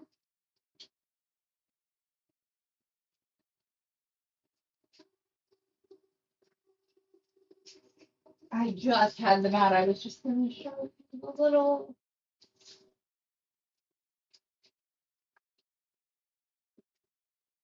Well, I have some really cute ones that are like that, slightly smaller, and they came as like asymmetrical earring pairs, but I separated them, and they're really cute. They have a black frame like that. One of them is a fairy blowing a dandelion, and then the other one is just a big dandelion, but it has the same colors as these. I swear I pulled them out to create with. Now I can't find them. But they're very pretty. And those will be in the sale next Saturday. If anybody has any requests, let me know. I'm going to call it like not de-stash, but restash. Because I'm sure after the holidays and making gifts and craft fairs and everything else, there's some things that we can all like put back into our stash. So, do you want hematite spacers? Tim wants large hole pearls. I have pendants, obviously, all of that stuff. Squish, squish. So if there's anything beyond like, I just need to know what you guys need. Are you out of all your little itty beads? Do you want some crystals? What are your needs right now? Yeah, they are. That's why Randy, Rosanna, and I are going to do a like week where we all make bridal jewelry, because all of that whole season is coming up. So I want you guys to have ideas. Okay, so there we go. I love it.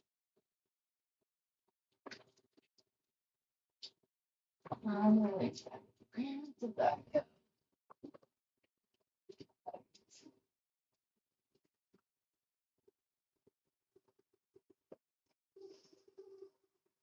Okay. So, what are we going to do for the class? Just do an adjustable class like we did the other day. I could do that. I have cord ends I could use. So we could just attach to a barrel knot. How long is this? That's the first thing we need to figure out. So this is about 7 inches as it stands now, a little over 7 inches. So we need at least like 2. You do a barrel knot here and then go up and then do adjustable of that, a sliding clasp. Okay, the silicone slider clasp, I got you on that. I was going to do a video this weekend about that, so I will get that in. They are tricky, I'm going to tell you, but when they work, and then they kind of become your favorite. I'm going to show you how to do a barrel knot that is adjustable. I learned how to do it. Becky Foster had it in a video, which is good because I could never figure out like the 2 knots, like how much leather to leave, what I didn't like it. So I can do that. Let's go ahead and we're going to need longer than 6 inches for this part because we're going to use it as our clasp. So I'm going to go ahead and pull off like 8 inches for either side. That should give us enough length.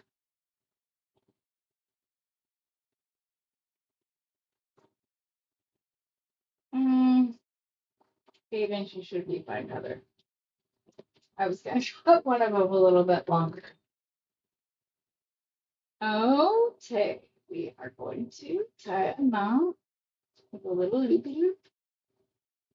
This will be easy because nothing is in our way, so I can show you better. So I'm just going to fold a piece of leather back on itself. When you're first learning, I recommend that you leave more of a tail. As you get better acquainted with barrel knots, you'll be able to leave a shorter and shorter and shorter tail as you go because you'll know what size you need there. So I'm folding it back and I'm leaving about just over an inch, which will leave me room for my 1/4 inch loop as well as the knot. I could go a little bit further down. I'll just go a little bit further. There we go. Then you're going to grab your tube bead. Like I said, I prefer the straight ones when I'm knotting in my hands. I'm going to try to get this down a little bit so you guys can see better. Sorry for the bounce. I try to do that as carefully as possible. There is a like latched one that's coming in the mail. So I like to use the flat ones when I'm just knotting in my hand like this. So just leave the barrel knot tube over the edge of your loop though, because otherwise you may put the leather in the wrong way or the leather's coming out one side. It's just easier to make sure you have a little bit of overlap. Then I like to grab my knot and my barrel tube between my pointer and my thumb. I'm going to pull this up under and I'm going to start wrapping towards my left hand, the one that's holding the barrel. You're going to grab this. You're going to stick it in the barrel knot tube.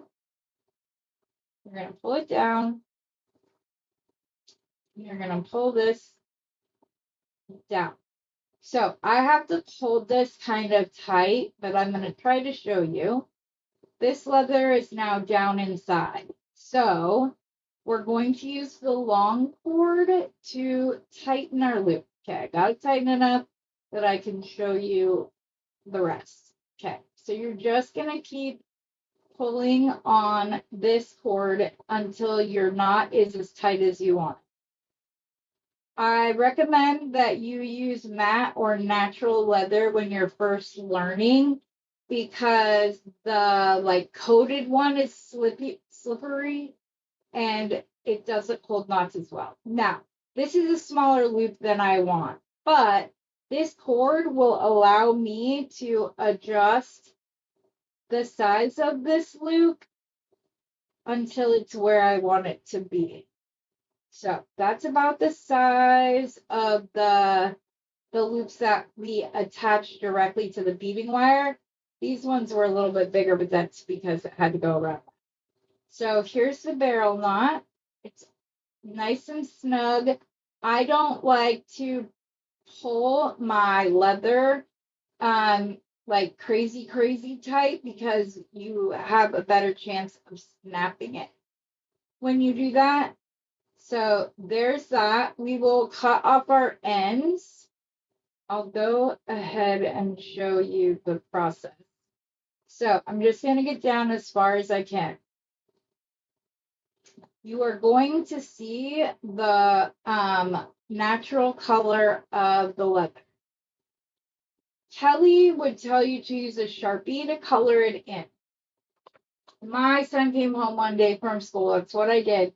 What I did for the first 2 or 3 years that I knotted. And then my son came home one time and it had been raining outside, and the Sharpie had gotten on his wrist. So what I do is I use my thread burner. This is a rechargeable one. And I just go in with teeny tiny taps and tan the leather so that you don't see it anymore. But we are tanning it. We're not burning it to a crisp.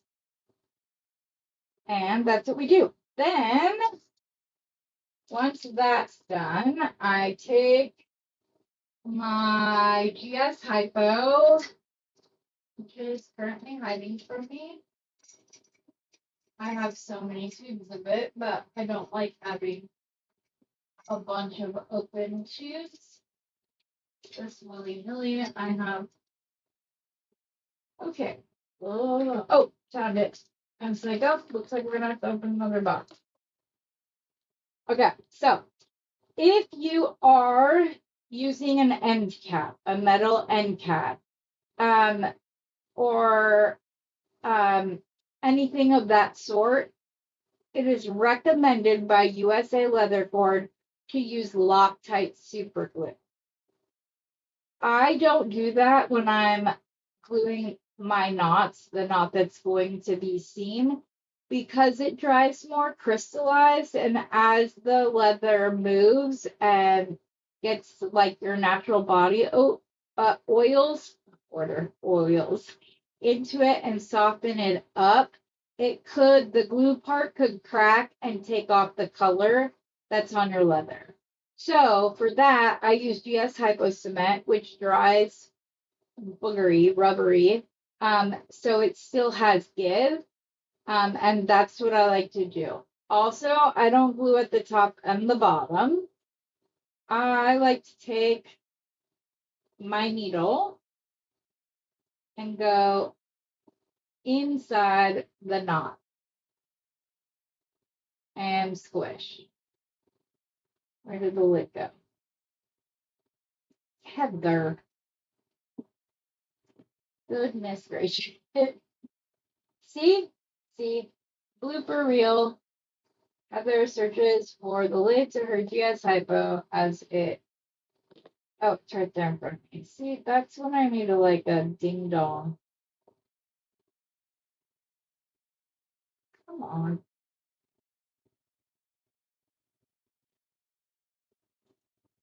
And this would be a good time to tell you that I'm allergic to adhesive.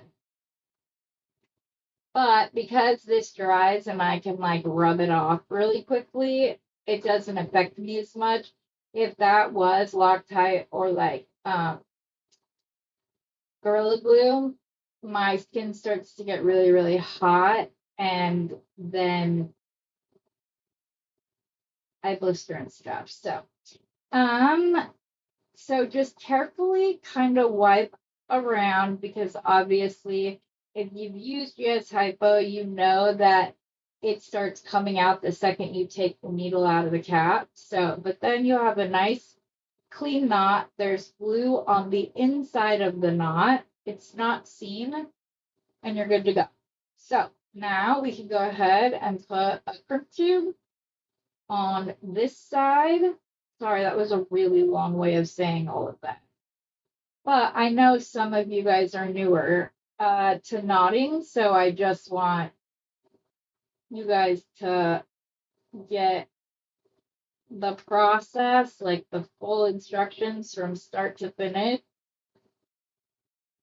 So that if anybody watching, either now or in the future, they will be able to do so. Okay, gonna grab my scrap, put it in there just to make sure that I get a nice tight little ball. I'm gonna stick my thumbnail there, make sure this has movement and isn't stiff before I grab my crimping tires, crimping pliers. Yes, there's a concavity on the inside of these jaws. You want to line this up in that center hole. And what's it? And you do a squish. And then you open and you turn, but you want to keep your barrel knot tube in the center of these pliers. Otherwise, as I said earlier, you get more of like an hourglass shape because the middle will be round, but the top and the bottom will have gotten squished in a way they don't like, and so then it leaves an odd part. And I squish till there's no more resistance. You'll know what I mean the first time you use a magical crimper if you've never used a magical crimper. Okay, so now I need my leather to get out of the way for a second because this is what I was talking about happening with the leather. It crisscrossing like that. Okay. And then we can cut this piece off and it will go in the scrap after I finish using it on this project. And then I'm going to go down here and I'm going to cut this off. And then this side is more down than the other side. Let's do the barrel knot tube or the barrel knot for this other side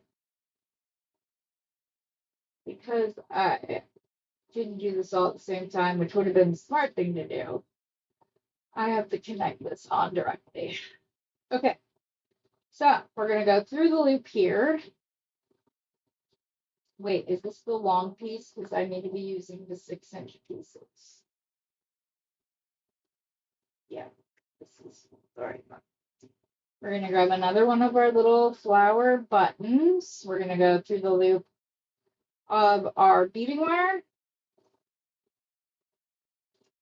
And then we're going to go into the hole. On this one, we did it more with the peach down on the bottom and the green on the top.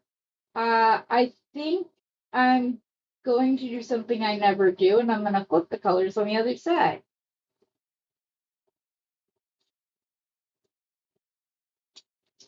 Mm-hmm. Okay. Why won't you go through? This is the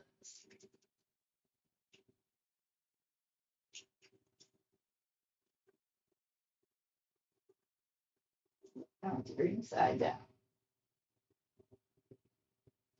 This button does not want to flip right.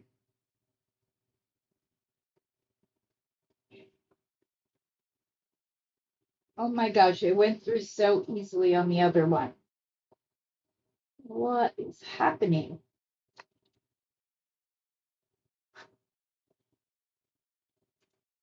Let me try coming it at like a really sharp angle. There we go. Okay. So this knot is a little bit trickier than the other because we have to create a loop and then tie it on, and we have to put it on our necklace at the same time. So we're going to take this strand and fold it back on itself. This one's going to be a little tight because I have to cut it twice, but it should be fine. Okay. So create our little loop, hold on to the button and everything else.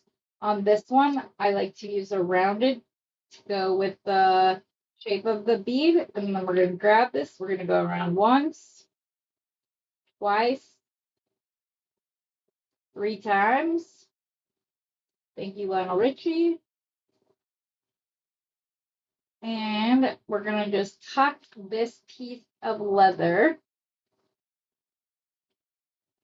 If you're new to knotting, cut 7 inches.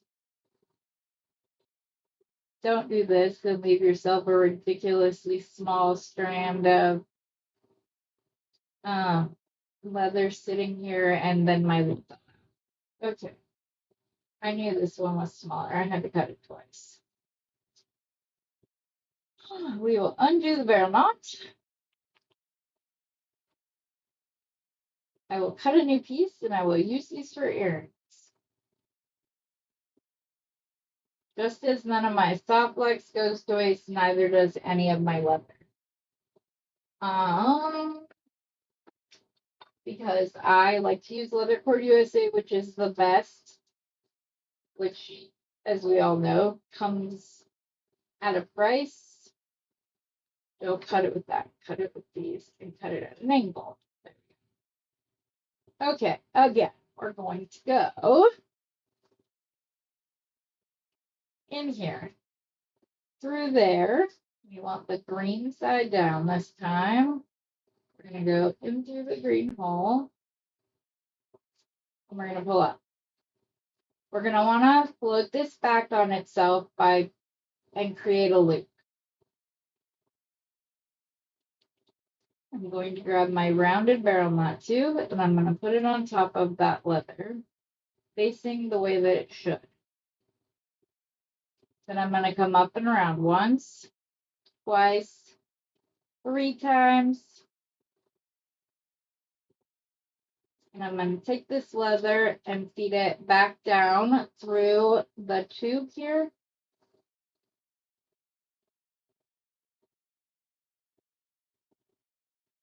Careful not to pull the tube out before you have your line through. And then this is the strand you're going to use to tighten your bead. So you're going to pull it down. And then this strand is the strand you can use to adjust your loop size. Don't pull it out too much. I want it a little bit bigger than that, right? Yeah, just a smidge. With smidge being a very technical term. Okay, there we go.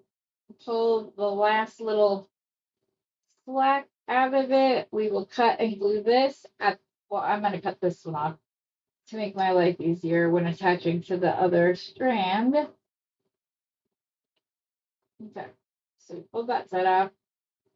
Now we are going to do the other side as well. What was I doing? It's not going to be asymmetrical, people. Sorry. Goodness gracious. Heather, get it together, lady. Get it together.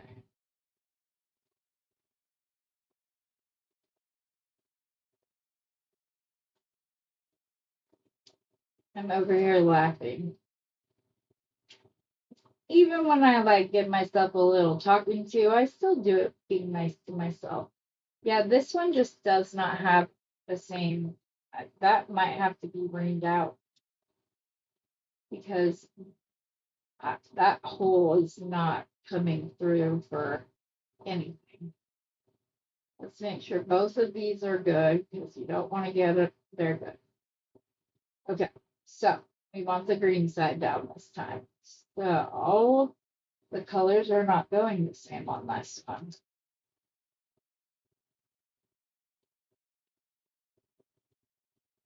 Okay. Oh, wait.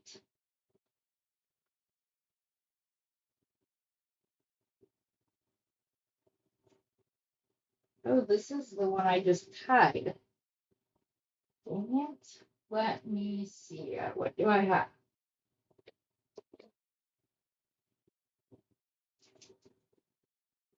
I think I got it. Or I almost got it. There's a little piece of the glass that they pushed through that didn't come out. Okay, got it. Okay. We're going to go through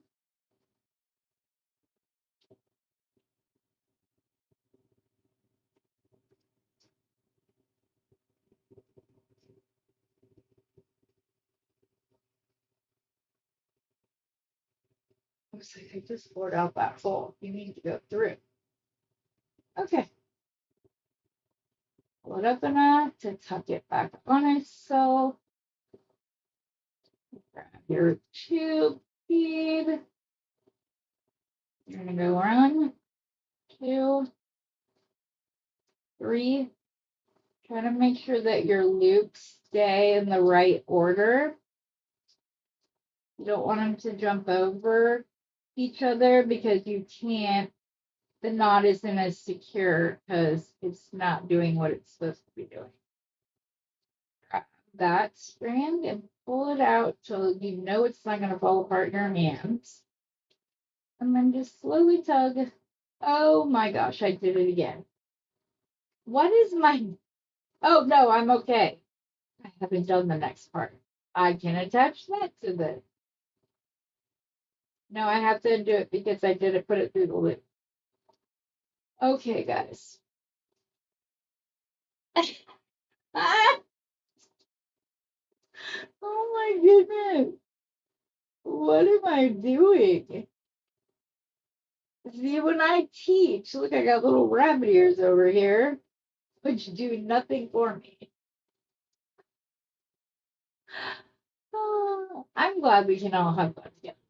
It's fine. You can laugh with me. We've all, well, I don't know, maybe none of you have done it, but I've done it more than once. Why did it matter? I was going, oh, I didn't do the loop correctly.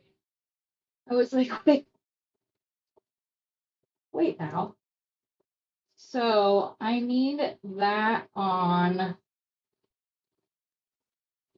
through there. Okay. So through there. But I'm going to turn it around because that's the way I normally tie my knots. Okay. Yes, yes, yes. Rounded curve. This is in there. Everything's as it should be. Scoop yourself down so you actually have room to tie your knot. 1, 2, 3. Around and through the barrel knot, which is just barely, or the tube, which is just barely still within the knot. Okay. Ding, ding, ding. We have a bleeping winner, right?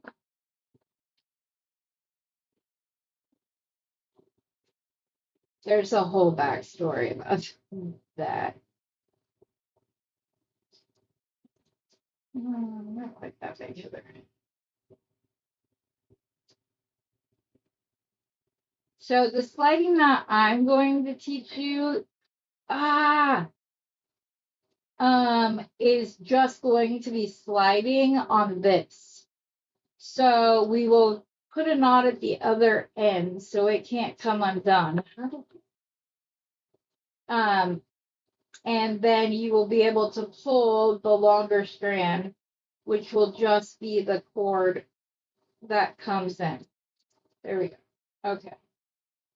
Tighten, wiggle, tighten again, good to go. Let's go start the last piece of this necklace so we can just about call it good. I still like the necklace, which, you know, I didn't get so frustrated that I no longer like the necklace, which is always a win because there have been times where by the end I'm like, yeah, I just hate this. Put this on. Put a crimp tube on it first, though. Crimp tube, leather hoop, loop. Put back through. Pull this down. Have your loop about that size. Grab a scrap. Put it in there. Squish. And then you're just gonna make sure you keep that centered in the pliers. and go around. Having the extra strand also reduces the number of times that you have to squeeze it because it's fuller. So there's not as much.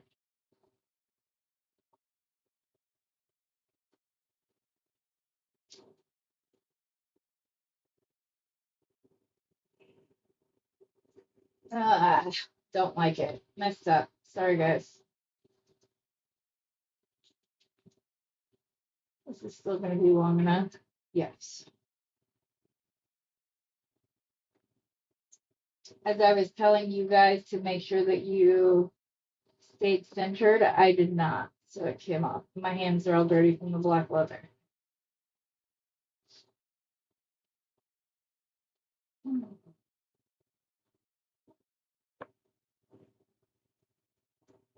Oops.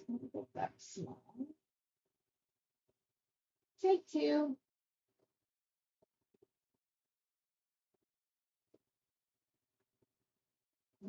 Okay.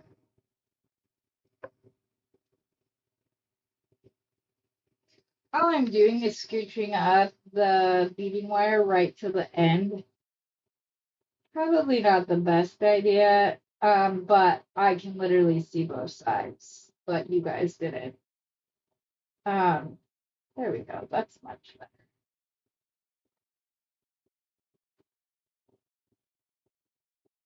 Yep. Much better. Scratch. Okay. How are we doing this? We are starting with large coral beads with bead caps. Bead.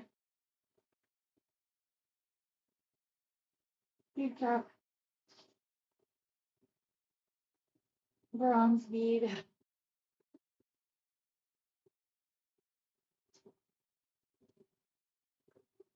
Mm. 1, 2, 3.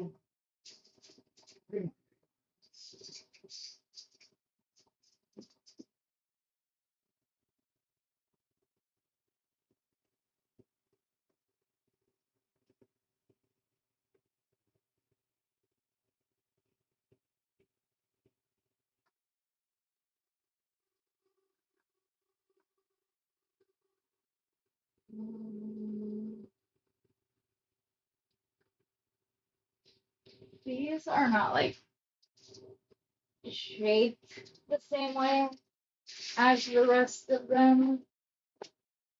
And if there had been some funny ones in the other ones, it wouldn't have mattered as much. But because there wasn't, I'm just gonna grab two that are more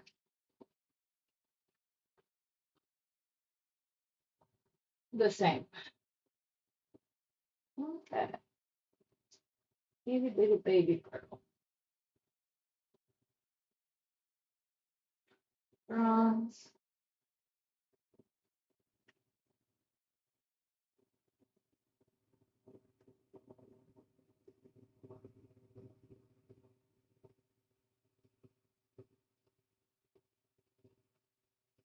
And I will have you all know that I have done very good about keeping things cleared off. I have a bunch of stuff currently on my desk because I'm putting together some unseen and unbothered packets for Randy. But other than that, it's cleaned up and it's staying that way, as well as we are slowly getting it to the point that I know where everything is mostly.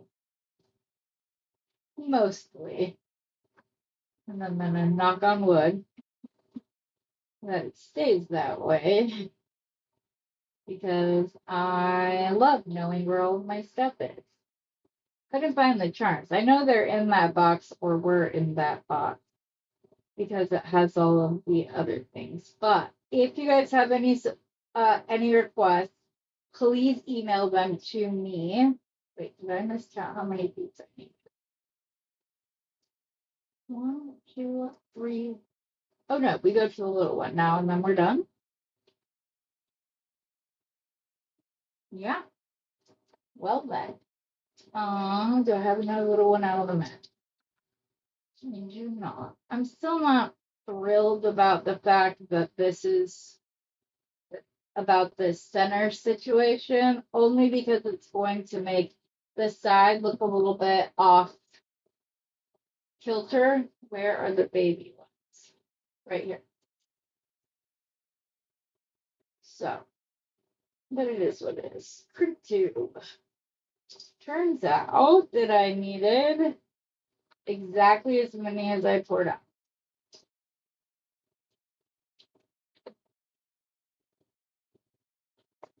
Let's see here. Okay. So we need to do the other long piece, which is this one. Yes. So I'm going to go ahead and I'm going to tie the barrel knot, and then I will do the loop around the leather rather than the other way around because it'll be easier that way. Because I'm wanting as much leather to adjust it, I am going to pull it down further. One, 2, 3. Don't do that. Through the tube, make a loop. It's much easier when I'm just doing them in my hand. But when I have to do it the other way, it's kind of a pain in the butt. Okay.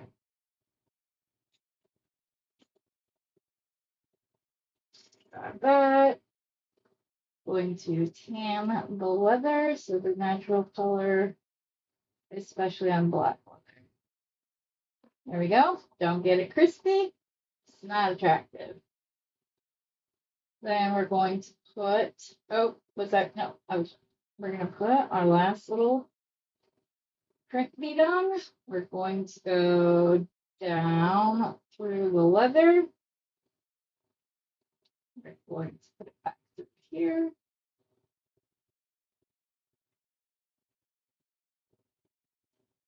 Doo, doo, doo.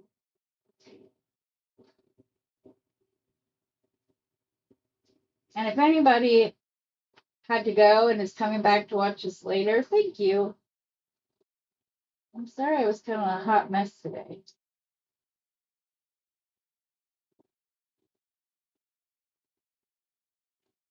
Come on. You want a nice big fat print bead.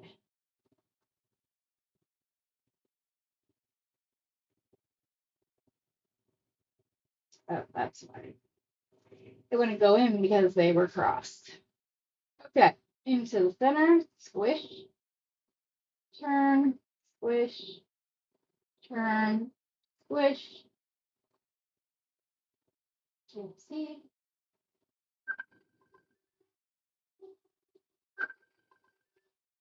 Oh, oops. That's my daughter. I will call her right back.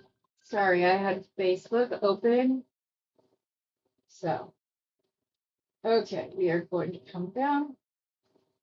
We're going to cut off this side as well as this side. And then I will show you the rest of this. Okay, so let's go ahead and cut all the leather pieces. Like I said, I will go back and tan and glue them on my own.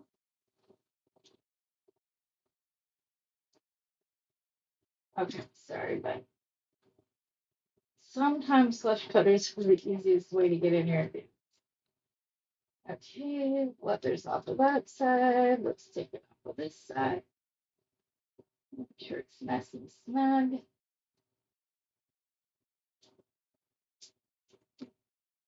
And these are not my good cutters. I have them out because I was working with leather today. So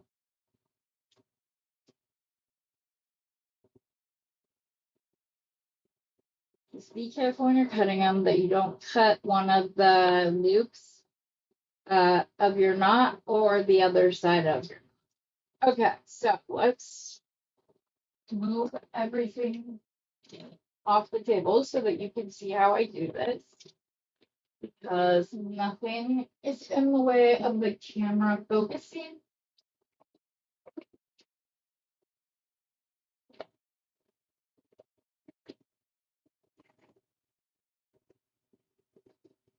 Scraps, scraps, scraps.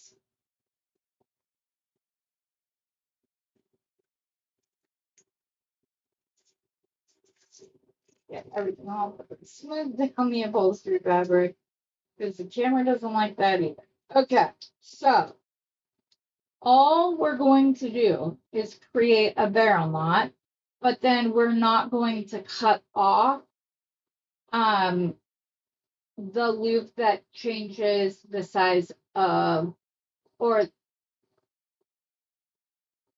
how do I want to say this? Trying to decide.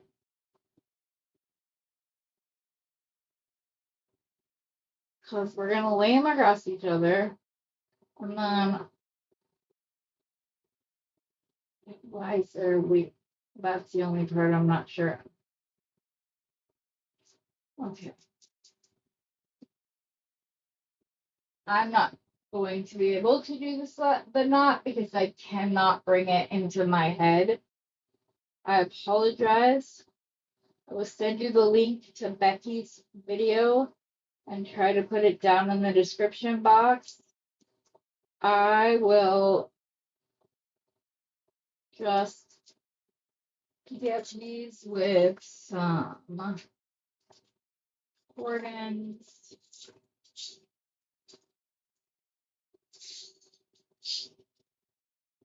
Not the smallest ones, but not the biggest ones either, right? Yes. Okay, so we're gonna grab these, and we're gonna grab your pliers with like the smallest nose, and you're gonna get in there and you're gonna squish. Then you're gonna go to the other side and you're gonna squish again. You don't want to break it, so don't squeeze it until you like hear a click. That's not a good sound to hear when you sew. This is the one.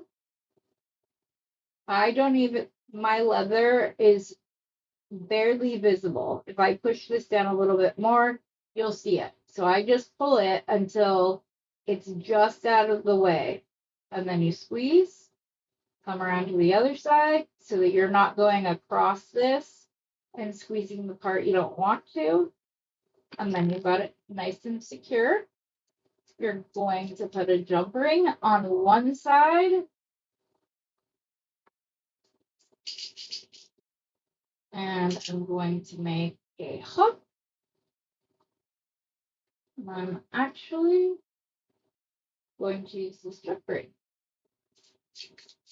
so the metal doesn't go to waste. And all I'm going to do is take the very end. No, this isn't good. Let me do it. Do it right, Heather. Grab my round nose pliers after I took this flush. I just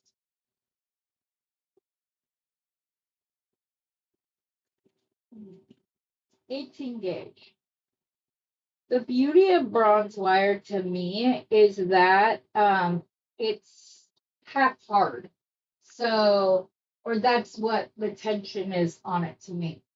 Then I'm going to grab my crimpers and put this side in a groove on one side of these pliers and this side in the same groove across from each other. That will keep it from skipping as you're twisting. And you can like just slowly rotate it until you get the little like notch that you want. Mine was a little bit,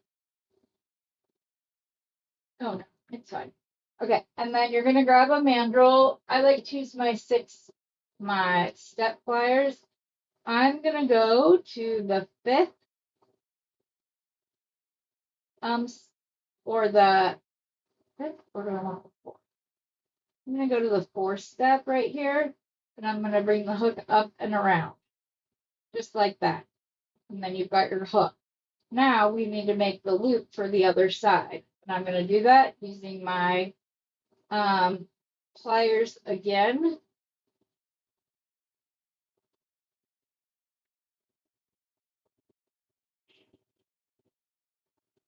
I just completely misshaped my loop, but it's okay because it will be more secure this way.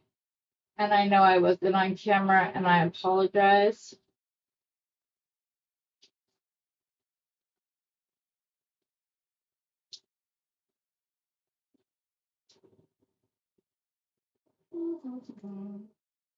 I might have totally messed up this loop. Going too fast, sorry. And I'm out of frame, so you can't even see what I'm doing to fix it. See how it skips? That's why I like using these, because then it does it. I just want this hole a little bit smaller, and then I just want my little one wrap that I like to have.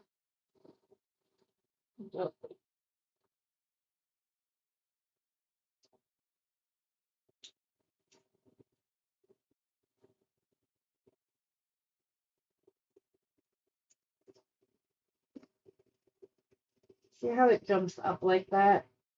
It's so annoying when it does that. Which is why I was so happy when I figured out to use the Zuron pliers to do it. Okay. Abort mission. Get a clean piece of wire.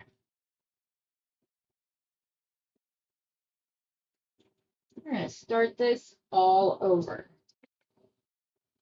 We're going to start by taking the flush cut end at the smallest part of your pliers, your round nose pliers, and twist it around like so. Then you're going to grab your crimpers and put them in the notches so it doesn't jump, and compress that little loop as far as you can, like that. Then you're going to take your 6-step filmmaking pliers. I want to go around the fourth. So I'm just going to come up and wrap around until it touches again, just like that. Then you're going to cut off at least 1.5 inches, 2 inches in order to make your connection loop to connect to your piece of jewelry. I like to go down just slightly lower than where this loop ends up. So like right about there and bend. I'm going to take my round nose pliers and I'm going to make a loop, come down and around.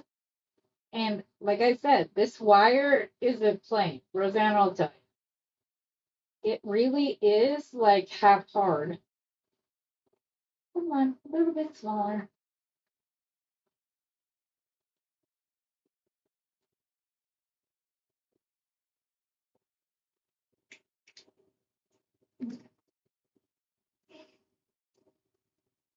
What is my problem with these loops today? I make them all the time and don't ever have a problem until you're on camera. And I know you hear us all say that, but it really is the truth. It really does happen all the time. Any other time, this would have been just fine. Ugh, success.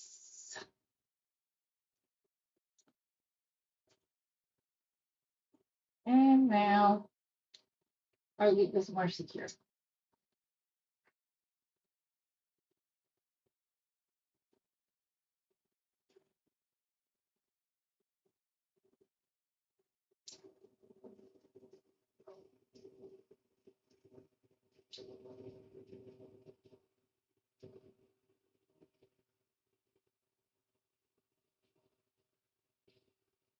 Okay.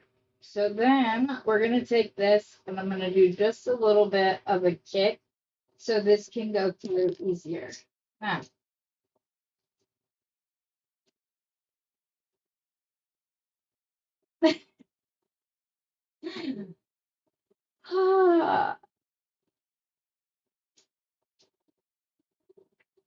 I can do this, guy.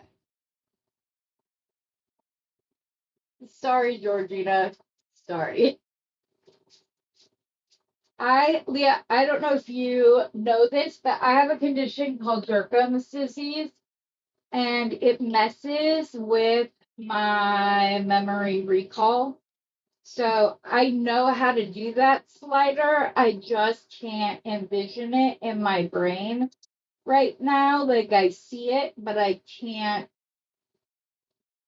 get it to do what I want it to do and make it to where I can remember how to do it. Which obviously I don't enjoy in the slightest.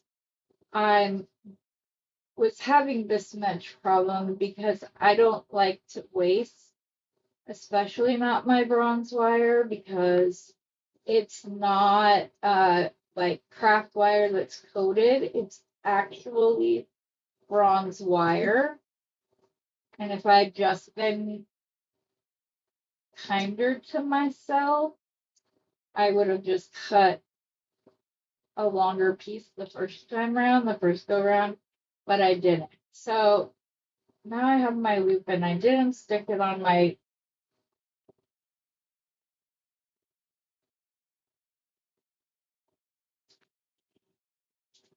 I'm gonna have quite the supply of loops by the time all is said and done here.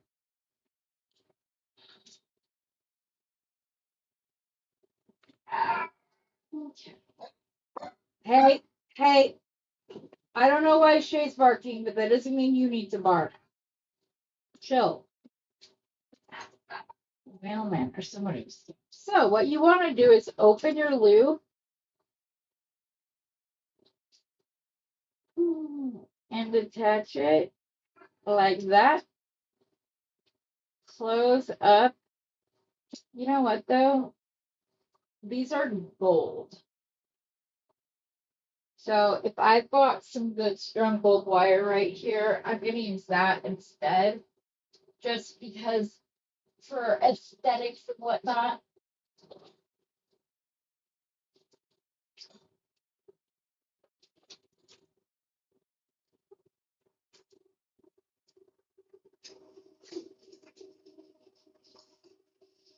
Okay.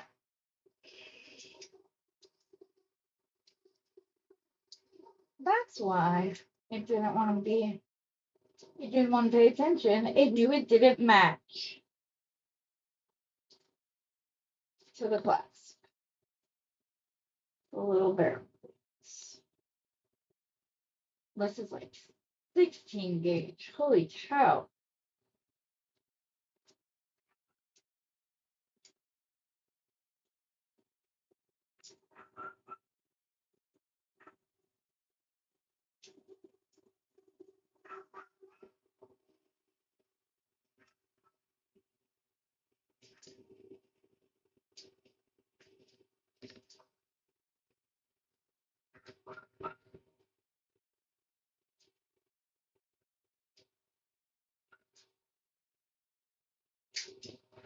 Ooh.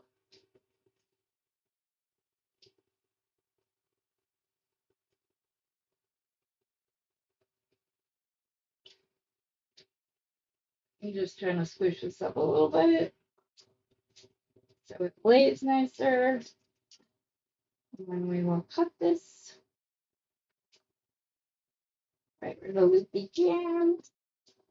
That's gonna have to be filed a little bit. It's done when all is said and done. But we have the loop on. Then let's see, cut down here, cut it flush. We're gonna do a itty bitty circle. See, my memory just needed me to do it like 10 times before it wanted to do it correctly. And that's way too much wire.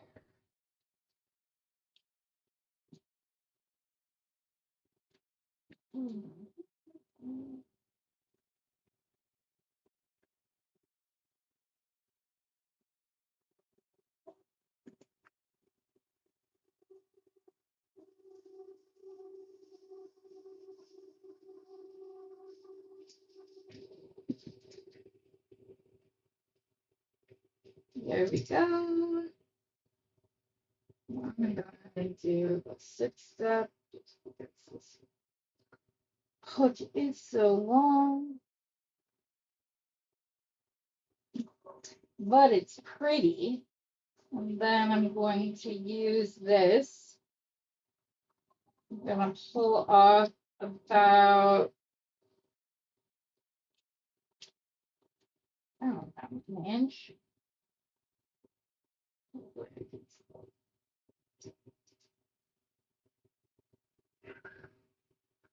Now I'm just going to make a jumper. I'm not going to complicate it with all of that. Just going to make a nice secure jump ring, since don't even know if there's people still here cheering me on or enjoying the hijinks. Whichever is good. Attach this to the other side of the necklace.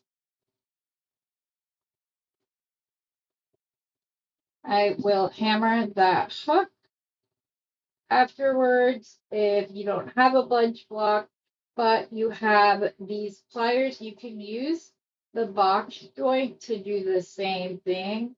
I've done it several times. This one cut is what? I don't know why, but it was at a little bit of an angle, so it wasn't sitting correctly. And as I said, this is like at least 16 gauge, if not 14 gauge wire. There we go. Nice and secure.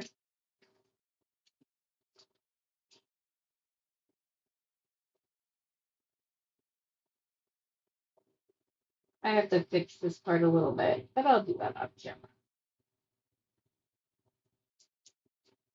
And again, I still like the necklace. Even with all of that, I got it done. Woo!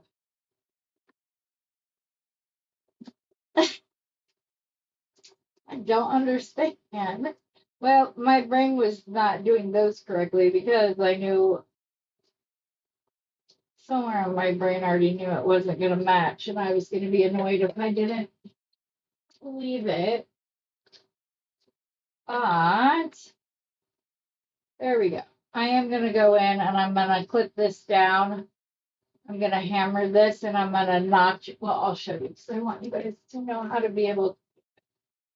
So if you don't like that it's straight on like this, just take your pliers and notch it back a little bit.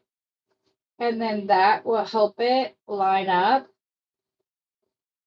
easier to like join on, and you'll get more of a flat presentation.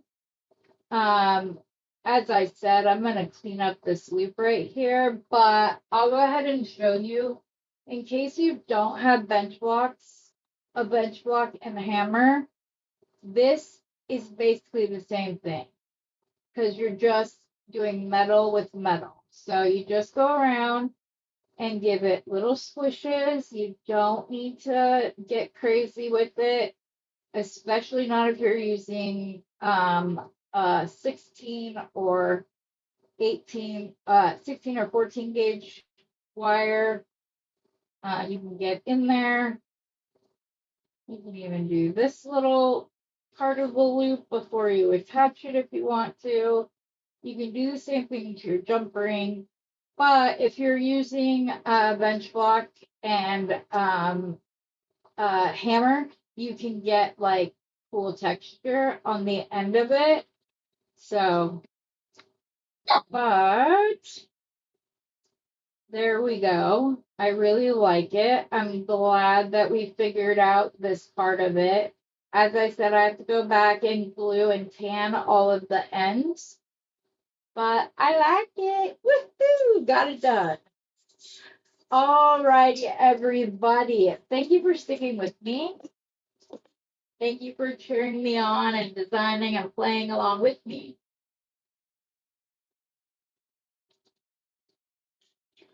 Right, Leah? Okay, yeah. The traditional sliding knot, it's not easy at all. We just, it's just something that makes it's a complicated thing that people without memory issues have told me they can't figure it out. That they can watch it over and over again, but if they had to show somebody how to do it, they wouldn't be able to. Um, let's see, this might be a little long too, so we might be fixing that as well. Oh, actually, it's a perfect sweater necklace. You could totally have this on. Let me scoot back a little bit. You see it hits right there. But you could put a really pretty, I might just make a really pretty little bronze chain or gold. Probably bronze because I like the way it looks better. And then and just layer it and have like a really, you guys can't see what I'm doing, sorry. Just have like a really simple gold chain necklace. This one's a little bit bulky, but you can get the general idea. If it's not, I use these hair ties to like keep my leather in place, but just, or even that, it's fine. Yeah, just put the little Quinn stock, the little chain, and have this. You can see. And just have this closer up to your neck. Really, really simple. I even have some tiny gold butterfly charms that I might just attach right there to bring it together. And I think that it would look absolutely beautiful. So I'm excited about that. I hope you learned something in all of my mistakes at least. I know there are quite a few of them today, but or just not being able to like get it together. But I love this. I love this. Even as much as I struggle sometimes, I love being able to express myself this way. It is also a very good distraction. If I can focus on this rather than the pain I'm in every day, I'm a happy camper. I like to turn my pain into beauty, as I said, and I'm just beating myself better. If you're having a day where you need to, just put hashtag beating myself better. It works. As we saw the Vlad designs, I will put them up for you. Are you still here, Kim? If you are, I can put it up. Hi, Brandy. If Kim's still here, I'll pop the pictures back up. But if not, they're at the beginning. Everything you need to know is linked below, including to his Facebook page where he explains the, yep, exactly, Gracia, exactly. Yes. Where he explains the buying process. You have to type bin in, I think, and then it's yours. If somebody else has already claimed it, you can put MTO, like made to order, if you want the piece after it's already been. I have a couple that I'm waiting for from the last sale that I'm looking forward to getting. I bought 4 different collections. And then there are some that I really, really want from the newest creation. They are great. Yeah, exactly. Are you still doing videos, hon? I was a little worried about you. We haven't seen you for a while. Um, I hope everybody knows that like this is just supposed to be fun. I don't want it. I don't want to be a businesswoman. I don't. That's not why I do this. I'm not doing this for a business. I'm doing this for me. And if it brings something I make brings some a smile to someone else's face, what's better than like it's one of the strongest, the most important thing anybody can hear on any given day is somebody else saying their name because it makes them feel heard, it makes them feel seen. And the other thing is having somebody smile at them. So if you are walking down the street and you see somebody and they maybe just make quick eye contact, smile at them, send them on their way with a smile. It's those are the two smallest but easiest things that you can do for yourself and or for somebody else. So that's why I wanted to know that I was pronouncing Gracia's name right. I've been calling her Caroline, which she goes by, but she prefers Gracia. So obviously I want it to be her name. So, but yes. She's live, so this is the only way to let her know. Okay. All right, everybody. I hope you have a wonderful weekend. I hope you take a little gander over to the ceramic art bead market, ceramic bead art market, one of those. It's linked in the description. And hopefully, if there's one that you wanted to snag, you'll be able to snag it. I will see you guys all on Monday, unless, well, Sunday. I should be back Sunday night, actually. Don't have a guest for this week, but maybe I'll find someone that will fill in, or we'll just chat, hang out, talk about beads. That's all. But, anyways, guys, thanks for being here. Love you all. Hope you have a great weekend. And as always, happy beading.